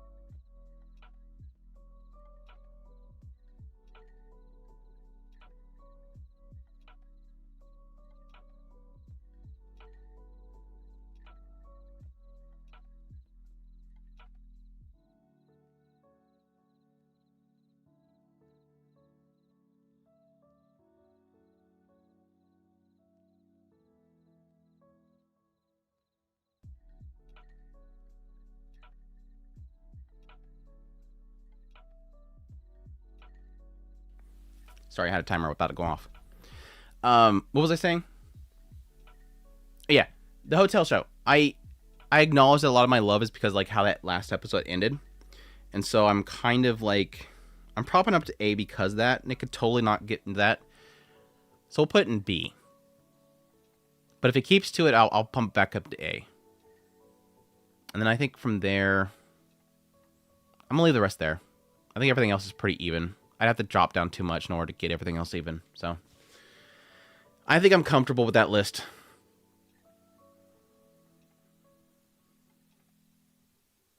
Not the guild receptionist. Gonna try Red Ranger and Hotel for now. I hope you enjoy it. Like I said, most of the time whenever we do these, it's partly so that we have a reason to talk, some fun discussion about the shows currently in the season. There's a lot of hope that I have for like some of this stuff that just kind of puts things on people's radars. If it doesn't work for you, it doesn't work for you, but hopefully it turns out well for you. S tier is now pretty good. Also give Tasukari Hotel a try. But for now, I'm watching Trillion Game, Momentary Lily for going to bed. I hope you enjoy that. Hope you enjoy that Momentary Lily physics.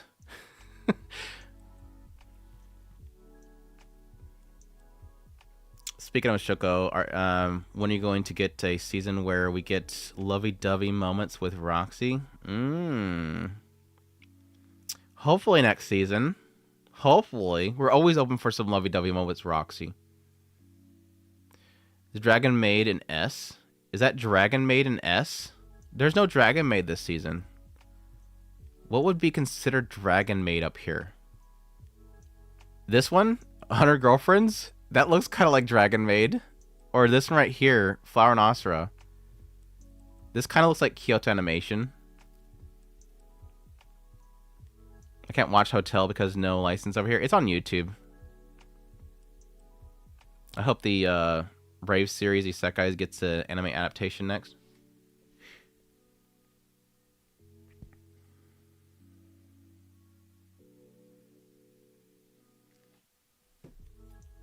Yeah, Flower and Ashura. Super good. It's by the maker of, or the writer of Sound Euphonium. So if you like Sound Euphonium, which is that you're tying with Kyoto Animation right there, but not Kyoto Animation. It's Bind. But yeah, my hope for these lists is always to kind of help people find shows. Hopefully they enjoy them as much as I do. Like I said, very sequel heavy season. I mean, technically with like the sequels and continuations, it's all except for these two. So it's very sequel heavy for the top ends here. But like I said before, I think the big new shows that I'm enjoying is Medalist, Flower and Ashura, the Red Ranger one, Guild, Receptionist. Super good new shows. Villainess as well, really good. So we got a couple of new shows that are really strong. So it's not. I would definitely, to the earlier discussion, I wouldn't say this season is like to the, some would say, disappointment that fall was, where it just kind of felt like it was a struggle for me to put together a top 10 list. But I will admit that most of it's returners. All right, TAs. Hope you have a good one. Thanks for dropping by. I'll be wrapping up here in a minute, so you're not going to miss out on too much. I think I've pushed myself long enough, going for 3.5 hours, even though I'm kind of fighting back a cold. But I think I stuck out a lot better than I thought I would. Prediction on when Mashiko Tensei Season 3 will start. I'd probably do spring of 2026. Spring 2026 is probably a pretty good guess. Because they'll probably do another split core. They're not going to do a straight 2-core run. So that kind of allows them to kind of start it a little bit earlier than they would typically do. Unlike something like ReZero or something like that that's doing a straight 2-core. I'd imagine they would probably get a single core in spring. Get in bed now. I'm bad about that stuff. Like, whenever I get sick, I just kind of push it. I hate... My whole life, I've never liked the idea of wasting time. I'm always about doing something. I keep myself busy at all times. That's like my last job. I had a big problem with doing more than what my job was giving me to do. So when we got bought out, they got mad that I was doing too much stuff that wasn't under my normal duties. Just because I like doing things. So I always keep busy. Where's the Shangri-La ranking? I have not even picked up the new season of Shangri-La. I completely forgotten about it. Go take a break for 3.5 hours. I'll probably just get off here and watch more shows.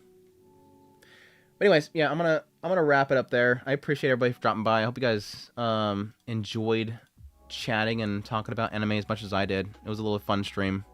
Again, like I said, I was assuming that once I got on here and started talking, we'd have some fun, and I'd forget about my worries. Shame Rudy didn't get a maid wife for himself. He does. He has Aisha. Aisha will always be there. Rudy has Aisha, and Aisha's the best maid. He also has Lilia. Lilia's a great maid, too. As for wife material, I think they're wife material. I don't know about you, but I think Aisha's wife material. Anyways, I'm gonna get off here before I make some people angry. Again, thanks, guy, for dropping by. I will probably be next. We'll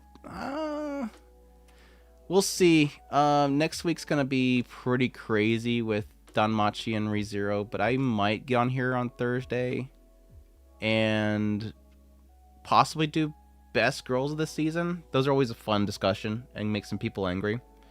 We'll see. The truest wife. Lilia Zenith's maid? No. Lilia is Zenith's wife. Lilia and Zenith are wives. We all know the moment that Rudius left home, the dynamic was that Lilia and Zenith were the wives and Paul was just there. Paul was the third wheel. Am I playing Gacha right now? Yeah, I'm playing, I'm supposed to get off here. I'm playing Girls Frontline 2, Wuthering Waves, and that's pretty much my two mains. Every now and then I mess with Fate Go and Brown Dust 2, and I'm trying to build up currencies for Honkai Star Rail for the Fate collab, but I don't care for the game. Anyways, thank you guys for dropping by. Again, I will be here next week to do Best Girls and maybe some other stuff, but we'll see. Just depends on what comes up during that time. But thank you guys for dropping by. Until next time, y'all have a good one. If I can find my goodbye button.